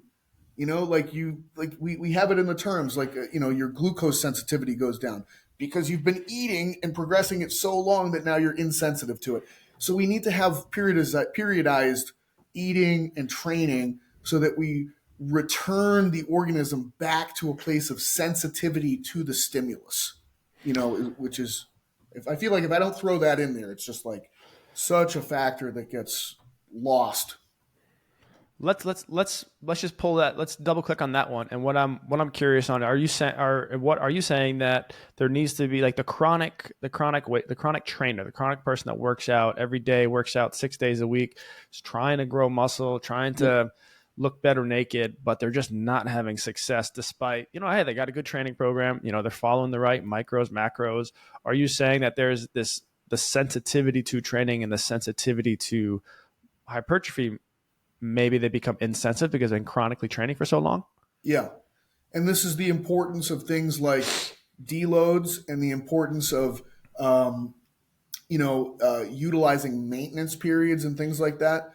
And even like if your goal is to get as big as possible, you actually have to go into fat loss periods at certain points in time because you need to restrict nutrients so that you become more sensitive to nutrients. Like if you go into fat loss and you're maintaining muscle tissue during that period of time, when you reintroduce food after this period, your body is highly sensitized to actually dealing with nutritional elements at that point in time, and you're going to grow at a much faster rate following that. So you cannot just go on this one way staircase. Oddly enough, it's like you push when you're sensitive, and then when you're reaching points of like plateau and lack of sensitivity, you restrict in the other way to reestablish sensitivity, and then you push. And with resistance training, for instance, the ways in which the way that I restrict and resensitize is by reducing volume and maintaining intensity. Okay. So there's periods where it's like, maybe a 6 week period where the volume stays fairly low, but the intensity stays high. And I'll oftentimes pair that with like a maintenance diet period, or potentially a short fat loss period, 4 to 6 weeks. But it's only to be able to resensitize my internal chemistry to food and to resensitize mechanically to being able to drive more volume into the system after that. How frequently would someone have to? You think like a deload? This is a question I'm curious on. Like the deloading period, we hear that, right? Especially, I think Yep. that was came a lot of out of the Olympic culture. When you're training 4 years for a single event, like you can't train for 4 years straight, right? There's got to Right. be some deload period. For the general public who maybe is not necessarily training for a specific competition, or vice versa, someone that maybe is training, like your weekend warriors training for, maybe there's an event every month they're training for.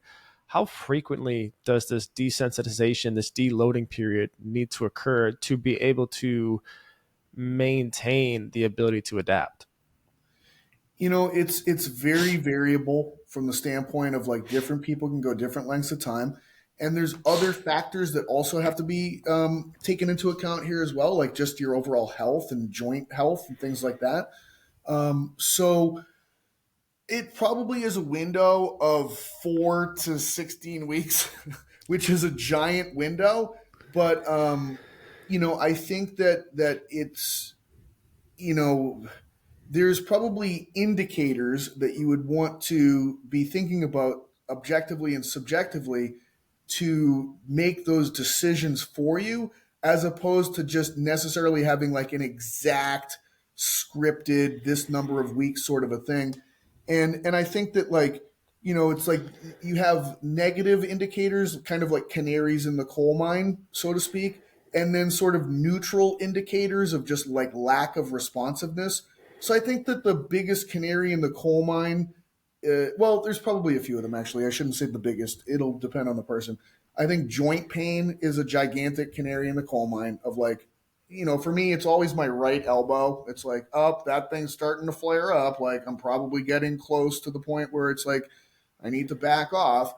Um, or it could be just like your psychology. Like, all of a sudden, you're like depressed, or, is just starting to feel like really run down. And so I think it's like important to like be able to have these things, and on a grading scale. It's kind of like on a scale, like how is your joint pain on a scale of, 0 would be no joint pain, 1 would be slight joint pain, 2 would be moderate joint pain, 3 would be like severe joint pain.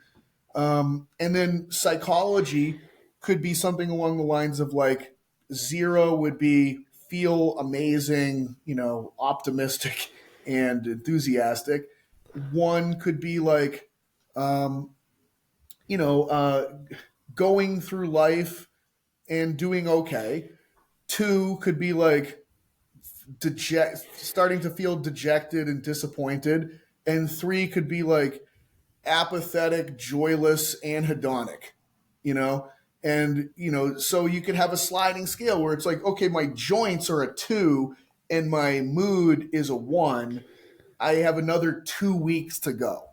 Or if like both of them are at 3, you're like, I probably should have deloaded 2 weeks ago.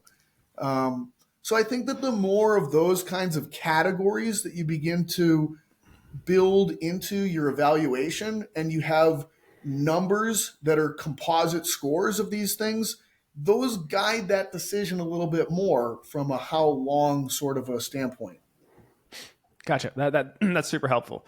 So then, currently within your training, are you in? Just out of curiosity, are you in a full on um, train mode, or are you in yourself a little bit of a reduction mode as well?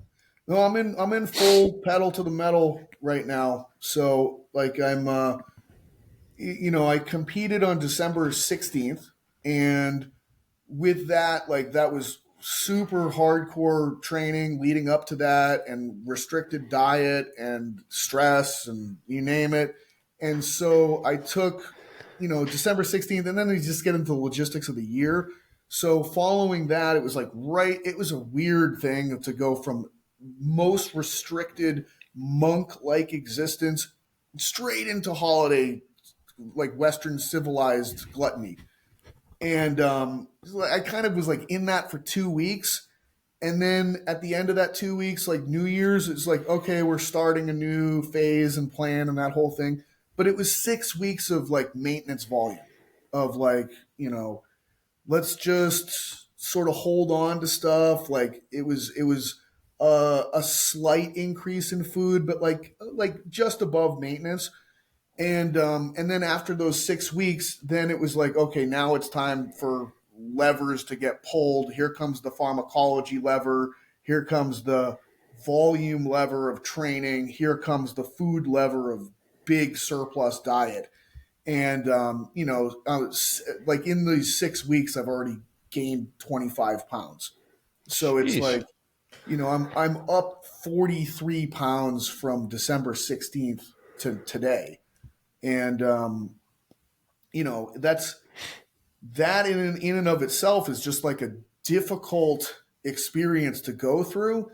And with the amount of training volume and pharmacology and food that I'm currently at, it presents new situations. Like I'm growing at a rate that is painful.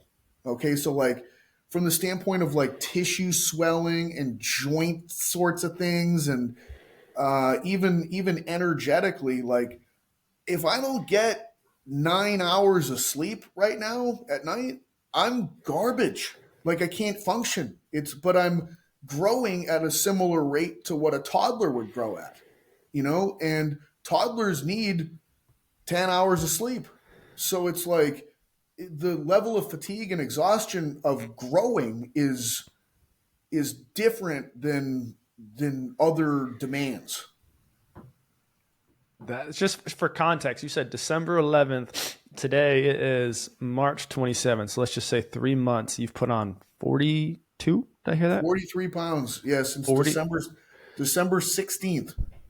So 43 pounds. We talking about that's what? So let's just call it 12 weeks for easy numbers. 12 weeks. You're putting on what? Roughly 3 to 4 pounds per A week. week. Yeah. How much food is it? Is it more the pharmacology or more the food? It's the originally it was just the food because there was like no pharmacology in the 6 weeks after competing. Because, and again, that's to resensitize. Like at a certain point, you're just driving drugs into the system loses sensitivity to drugs. So it's like, well, let's just take that out of the equation. And the sensitivity of food is so high that it's like with no drugs and just food ramping up, growth continues to happen, or at least maintenance. But it was actually, I was just growing like crazy with no drugs and food because I went from so little food to boom, tons of food. And then all of a sudden, food becomes like kind of insensitive after 6 weeks. And then it's like, no problem. Here comes pharmacology back in. And it's like with the same level of food, boom, boom, boom, boom, you just start growing. And I didn't need to increase food until last week. So it was 5 straight weeks of more growth with the same food from in ascending pharmacology dosage. And in a couple of weeks, I'll hit max pharmacology dosage that maintains throughout 16 weeks. At the end of that 16 weeks, pharmacology gets cut again and resensitizes. So that's kind of the process with it is you push a lever about as long as you think you can hold that lever and you try to get blood work done and you start to see like, okay, the canaries in the coal mine like HDL and blood pressure are starting to get kind of sketchy. So like that's the length of time that you can push that thing for. And now we're going to, go into a health phase is kind of almost what it's referred to as, of reestablishing aerobic and cardiovascular health and um, resensitizing the body for all of these different inputs. Wow, that is man, it's amazing. I've never spoken to someone that's going through it, so it's been enlightening to hear the journey that you have to go through, and just all the, like I said, all the different levers you got to pull on beyond just the training and the protein intake I to think for it's lack of. incredibly informative to all training goals, though, because it's like it's a simpler model. Like I love the way Bill talks about like, oh, it's a complicated model. Let's simplify the model to the simplest model. And bodybuilding is a very simple model. There's only two variables: muscle tissue and fat tissue. Okay, so it's like it's hard to increase muscle tissue. Like people think it's easy, but actually, when you get into this game and the only game is muscle tissue acquisition, you kind of realize like, oh shit, a lot of things don't stimulate muscle and can degrade from muscle tissue. But it's like you have to align three variables, maybe four. You have to align mechanical variables, nutritional variables. If you have pharmacology, that needs to be aligned. And then like sleep needs to align and lifestyle needs to align as well. And when all of these things are pointing in the same direction and working together, it's like, oh, the organism acquires this adaptation across a timeline that can't be changed beyond that. And so it's like I just my perspective on other sports of like, well, a soccer player would need this much aerobic fitness and they would need this much change of direction. It's like, well, these are all underneath it, these physiological adaptations that are all on parameters of timeline. And you can't change an aerobic adaptation timeline. You can't just wish it into existence. You can't just train harder and like it just, oh, magically I took something that's going to take 6 weeks and I shoved it into 2 weeks. It's biology. It's you can't alter that level of reality to just meet your hopes and dreams. When it comes to, I'm curious right there because there's a lot of tech out there, there's a lot of data, there's a lot of programming out there that markets the expedition of some of those adaptations. If we were to break it down into, let's just say, aerobic, hypertrophy, and strength, right? What are the timelines that we know exist? And despite the amount of modalities you may throw at it, pharmacology, like what are the timelines that we need? Yeah, well, I think that strength and aerobic, there's subtypes of those things. And so there's faster adaptations and there's slower adaptations. And like for aerobic, for instance, the faster adaptation, the fastest is going to be enzyme accrual inside of mitochondria, which will occur within like if someone's out of shape, they can literally double their mitochondrial enzymes within 72 hours. So it's like, if I have a short window of time to get somebody in shape for something, I want to do the exact activity that they're going to be facing and the demands of their sport because it's like if you remember as a kid or something like that and you didn't work out all summer and then you got to go into training camp and like day one is like the most hellish thing, but by the end of the first week you're like it's actually getting easier. The adaptation that took place is the aerobic enzymes that are literally doubling in number within 72 hours. The other fast adaptation is you're increasing your blood volume, which is the primary thing behind VO2 max.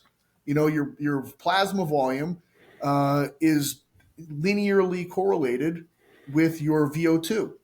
So, that is, you have osmotic intravascular proteins, which is primarily albumin, and you can synthesize albumin quickly in response to aerobic training, and therefore you end up with more albumin inside your blood vessels, and albumin is the most powerful osmotic agent that the body has, and so it extracts fluids from extravascular spaces and pulls it into the vessel, thereby increasing your plasma volume and blood volume, thereby increasing your VO2.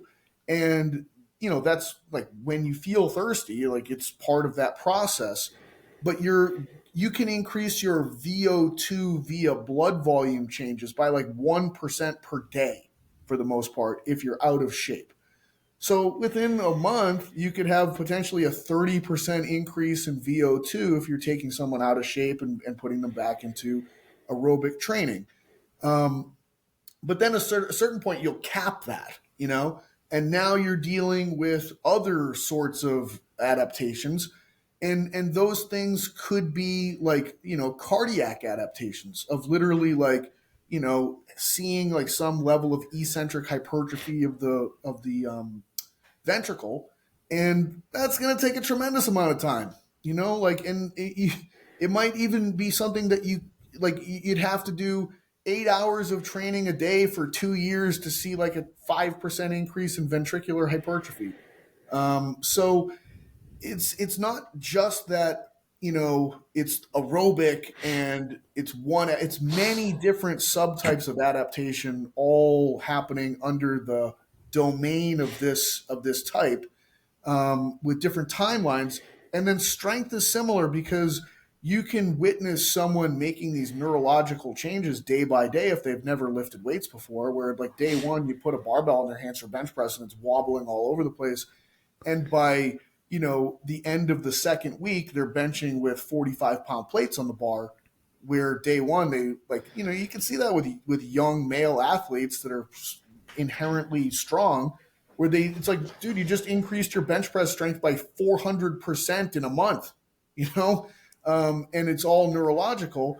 But then that might run out of that neurology, and then you're entering this, you know, sort of like tissue space of, you know, we kind of have a pretty good idea of timelines of hypertrophy, where it's like, you can begin to see structural protein synthesis accrual after about, you know, 2 weeks or so.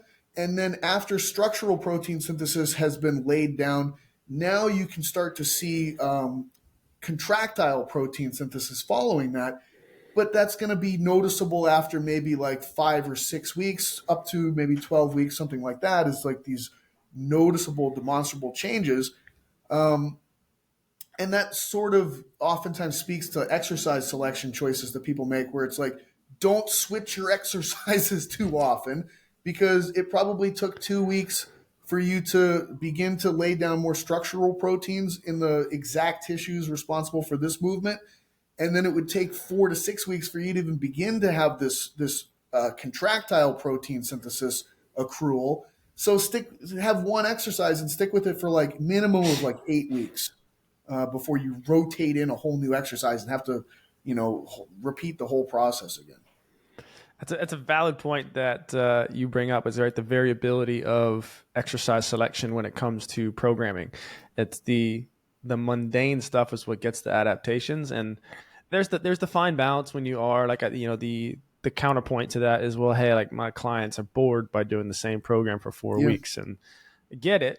And do they want results as efficiently as possible, or are we here to drag this process out? So I think you got to beg and choose. I'm glad you raised that point, coming from a space of understanding. For those that haven't picked up on it, Pat's super knowledgeable on the physiology. I mean, he's got his PhD in exercise phys, so he understands these things at a very high level. And I remember having some deeper conversations with you in the past. Like, you know, we talk about breath and we talk about energy system development, like what's really going down there. So to hear you kind of come to light and say the practicality of it is, hey, if you're trying to grow muscle, be consistent, do the same boring exercises for anywhere as minimum, what I heard, minimum 2 weeks. And if you really Yeah. want to reap the benefits, I mean, is that pushed up to 12 to 16 weeks? And yes, like I think that ties into kind of the low and high ground, which you talked about earlier in the conversation, is, hey, if you're trying to create the adaptation of push the mechanical stress to that tissue type, do the same exercises. And one thing I was picking up on was it's I was hearing, hey, if you really want to maximize efficiency of that mechanical stress, machines may be your best answer for certain adaptations, not necessarily the functional movement perspective. You know, I think when you talk about trying to create the adaptation as fast as possible, proficiently as possible, as efficient as possible, perhaps the functional space is more for, hey, you're trying to maximize movement variability, but when you're trying to increase hypertrophy, is what this latest topic we're talking about here is perhaps the machines, the cables, the stuff that limits the variability of the movement, limits the quote unquote the stability that you had referred to, perhaps that's where we need to be advantageous. I really just wanted to summarize kind of a lot of the take Yeah. home points that I had from you, because you eloquently did it. And I want to pull different parts of the conversation to say, if we're trying to maximize hypertrophy from someone that lived it from a bodybuilding space, currently living it, to understands it, who could teach it in a college classroom, right? These are the things that you need to do. Right. And like a lot of these things, I really get frustrated with words that I find to be gobbledygook. You know what I mean? And that's just generally jargon to me. Like I try to avoid jargon as much as I possibly can. Even things like the word variability, or like there's so many things where it's like, what does this mean? Like, can I use a more common expressive word, or like, can I get to a word where I absolutely know what this thing means and looks like, and I can work with it? And that was where like because it literally drives me crazy in my brain. And that's where I did arrive at this ground concept, because it's like, well, what's functional? Like that doesn't, like, the least helpful word that anyone's ever applied to fitness. And it's kind of like, but I can picture in my head athletes that are literally interacting with air or water or snow. And it's like, dude, there's nothing. It's like nothing. You know what I mean? Like, and like a high diver to me is the lowest ground athlete that exists. Okay. They jump off of like a springy board or something like that. And then they're just in the air and they're twisting and contorting and then have to enter the water in a straight line. And it's like, how do you do that? Like that blows my mind every time. Like, how did you know where you were in space? And like, and clearly, like, who cares what that guy can squat? It makes no difference. Like, it probably is like whoever squats the most is probably going to lose. Okay, I don't know that for a fact, but there's like one element of the sport where they're actually interacting, but otherwise they're interacting with the air, literally just air. And there is ground in air. There are molecules. There's nitrogen and oxygen, and they're physically present and they deform. But it's the lowest deformable thing that we have on this planet, you know, and and it's just like, to me, it's like, well, I understand that. I physically and mentally can understand this, and I can physically see the ground in exercises. Like, hey, this person is in open space. They're just in open space and they're doing a lunge in the middle of the floor. Okay, and that's incredibly different than the person over here doing leg press on the machine, where their back is supported and their butt is supported and their hands are on the handles, and the sled is on tracks. And it's like, these are wildly different things, and I'm trying to just characterize those differences. And it's not that either thing is bad. It's just that one probably makes a hell of a lot more sense under certain applications as compared to the other one. And like, is there a common denominator that actually creates the focal point of decision making for this? And that to me is the thing, because otherwise, what is driving your decision making? Your emotion, your beliefs?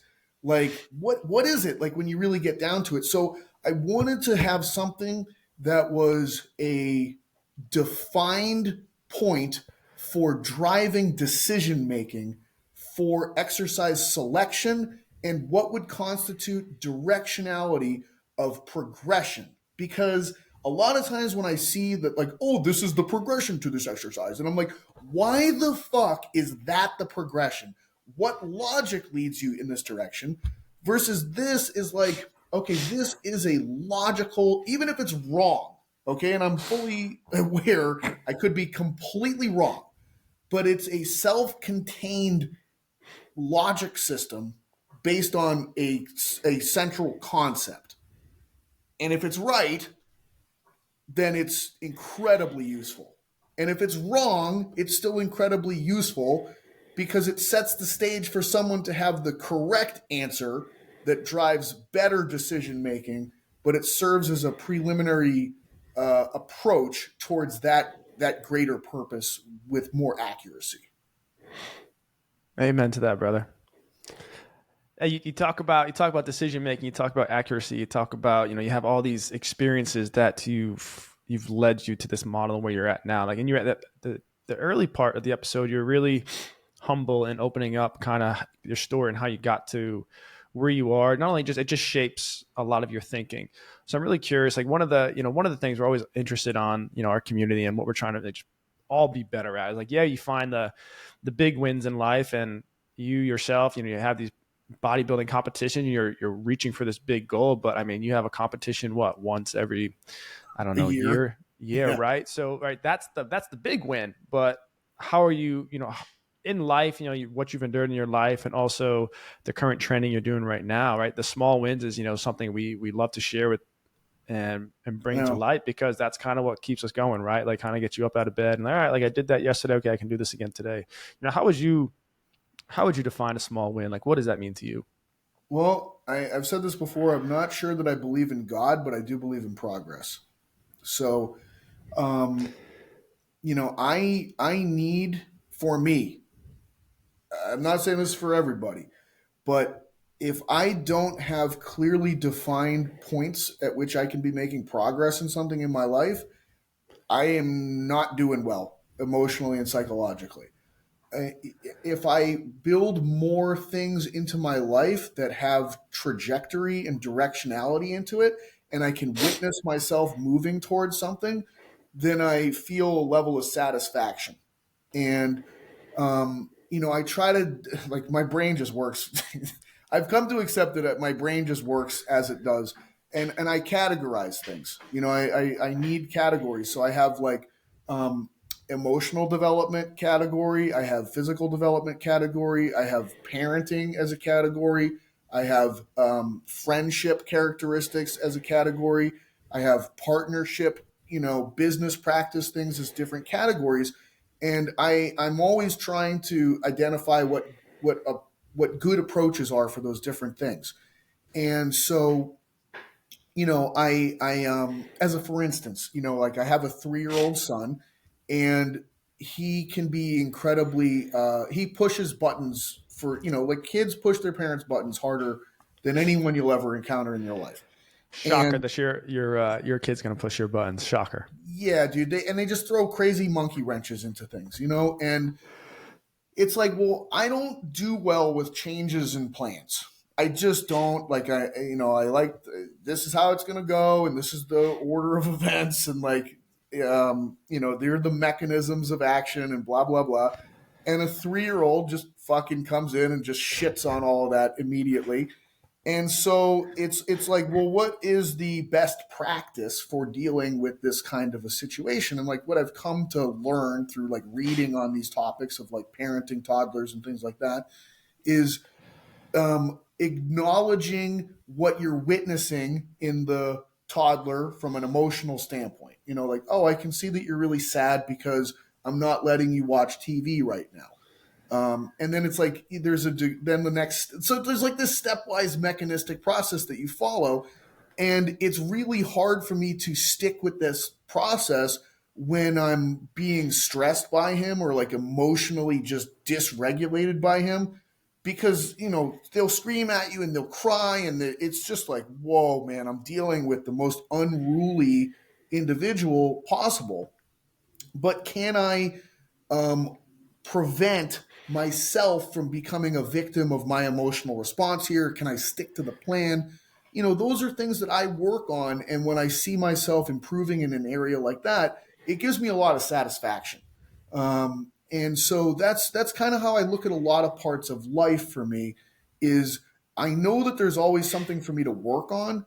And oftentimes, like if I can identify those things from a category standpoint and develop a certain degree of awareness of my faulty approaches, and then go through this process of improving upon those areas, it's just like there's a level of like, you know um, self-esteem building and feeling as though like I'm moving in a positive direction that tends to like matriculate into other parts of my life as well, that I really just enjoy as a way to go through life.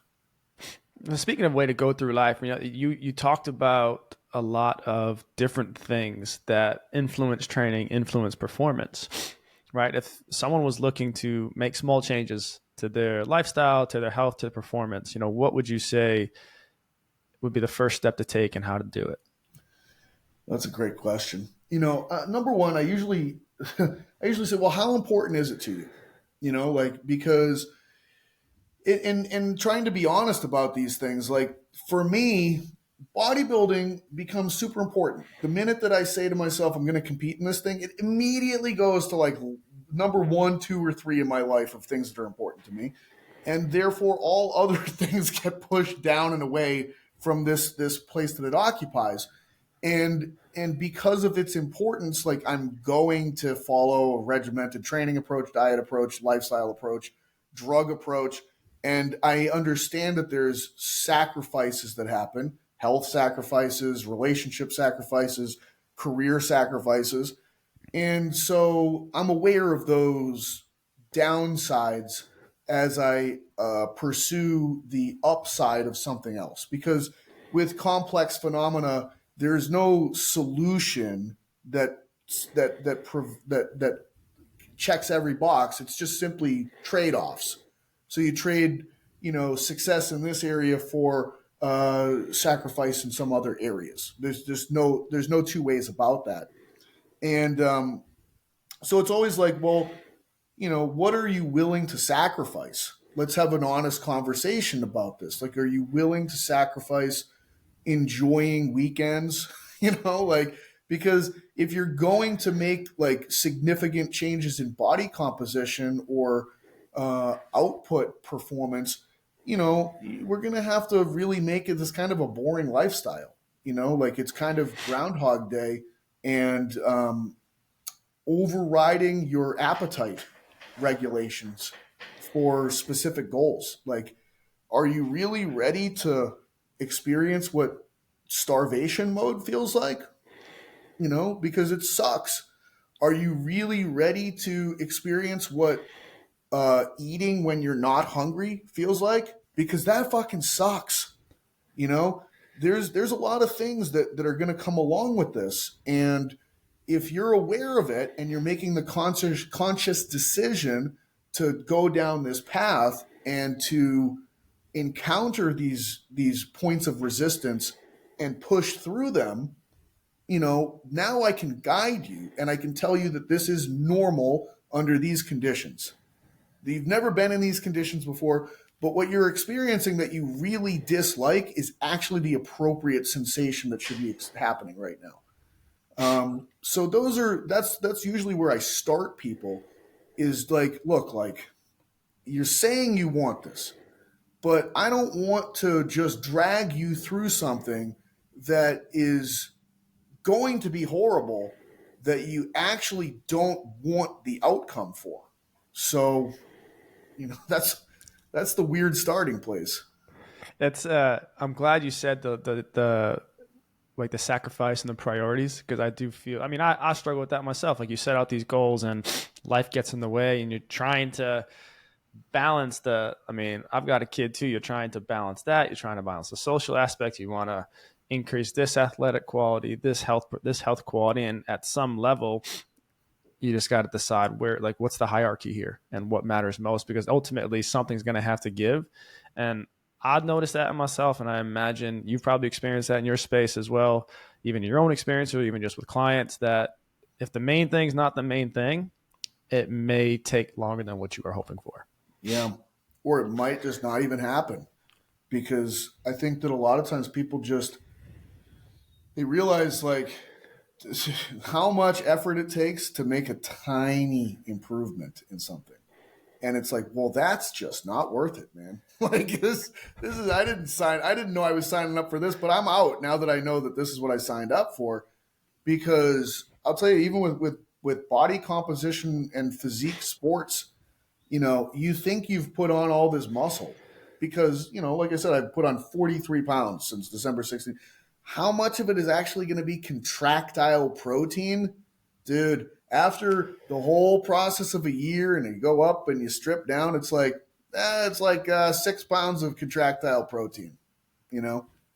You're like, in a year? It's like, yeah, dude, but like do that over the course of 3 years and that's 18 pounds. 5 years, you're talking about, 25 pounds, whatever it is, and it's like when you start to see 25 pounds of contractile protein added to a frame, it's like, oh my God. But 6 pounds is like, you did all that for 6 pounds? It's like, yeah, but, trust me, you just do the math over time. And time is an incredible thing if you stick with something. It's yeah, compounding interest, man. That's what we're talking about here. Yeah. Man, hey, this has been fun, dude. This has been great to catch up. And we went down, we kind of went down certain like movement. We went strongman, bodybuilding, what it takes to build muscle. What is athletic, specialization, generalization. So I hope I certainly enjoyed it and revisited a lot of topics with you. But most importantly, what I want to do is there's so much more that you have to give and so much more that you understand and know, not only from a physiology and training perspective, but also business and education, right? I know you got Athletic Weapon, which is a great training program Mm-hmm. for folks, and you're also teaching some great seminars that you alluded to as far as rethinking the big patterns, right? So I just wanted to highlight those for the audience and kind of put it on you as far as, hey, like where are those at right now, specifically the teaching and the programming, and how can more people get involved with you? Yeah. The seminars, I think, like I wrote, I really tried to build a robust seminar, you know, I don't know what you call it anymore, model, So rethinking the big patterns is the movement model that I put together. And I didn't want it to be just like every other three-letter initialized commercial movement model because I just felt like a lot of these things, like they only teach you how to improve table tests or like, be more mobile, whatever that means. Or, I was like, I just acknowledged that there's a lot of different outcomes and goals. And it's like I tried to put something together that from a movement perspective would differentiate. So if you do need to be this large excursion of range of motion individual, like yeah, there's a pathway for that. And if you need to be unbelievably strong and you don't need great range of motion, there's a pathway for that. And if you need to be fast, there's a pathway. So what are the pathways? Like what, movement means a lot of different things. It's not one thing of just more movement, more flexible, more table testy. Like, who cares about what your table tests are if you're competing in powerlifting? But there's movement underlining that. So that's what I wanted to build, and I built it as robustly as I could. Where I wrote a book that corresponds to it. I put together an online introductory seminar that people can do digitally at home, and I also put together 3 separate in-person seminars for control patterns, which is table testing, breathing, and positional exercises, resistance patterns, which is lifting weights, and athletic patterns, which is running, jumping, throwing, and changing directions. Um, and I feel like having uh, ultimately the interconnectedness of the same principles apply across all 3 seminars. It's just the modulation of the of what these principles actually are, so that you can see that you slide the dial and you are going from a hamstring targeted ground based exercise that changes your table tests all the way over here to you're moving laterally at a high velocity in a way that like is associated with like the what you'd see with basketball movement or something like that. But underneath it is the same principles. And so like I put a tremendous number of years and effort into building that thing out. And I'm always looking to teach more of those seminars and get that information out there, so people that are interested in hosting or attending, like please contact me. A I'm not the best businessman in the world, and I'm not the best marketer in the world.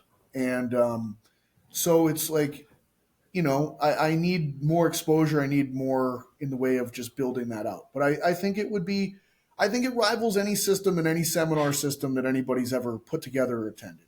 In fact, I actually, I might be biased, but I think it is better than other ones that I've seen or been to. So I hope that it gets to the point where people really understand what it is and value the learning through it. So yeah, there's that, and then I'm always trying to offer. I get bored with things. I get very bored with things very quickly. So I'm always doing new things. I've got some online stuff. I taught Exercise Science University, which has been these 16-week semesters of me teaching exercise science concepts. I've got some of those recorded. I'll have a new semester coming out in the fall.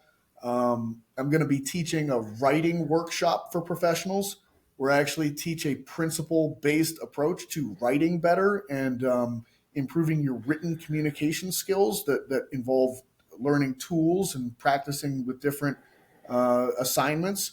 And so that you have essentially, I look at writing as the same way I look at training. There's approaches that are principle driven that lead to better outcomes and practices. And I've written 13 books, and I write for a living, and I survive financially because of my writing. And I think that teaching other people what the exact tools are that I use would be really beneficial for other fitness professionals and rehab professionals. So I'll be doing I think that soon, and I'm always doing something. I think the writing one would be cool. I'd be really interested to see where that takes you, because you're right. Like many of us, similar to like running a business, we learn the X's and O's, the physiology, the rehab, the training. We learn all that. We're pretty good at it. At least we think we are, for lack or better. But the other side of things is definitely an avenue where I think many of us could grow. So I'm excited that you're being able to offer that, and we'll certainly provide all the info for your stuff in the show notes and on the site. So it'll be good, man. So man, hey, I appreciate you linking up, man. I was a little bit early for me, man. 3 hours behind you now, but I'm glad we connected because this was well worth my time. So again, dude, Yeah, thanks for I am catching up, too. and I enjoyed it, man. Thank you. Now I got to go train legs. Great. Well, good luck with that, y'all.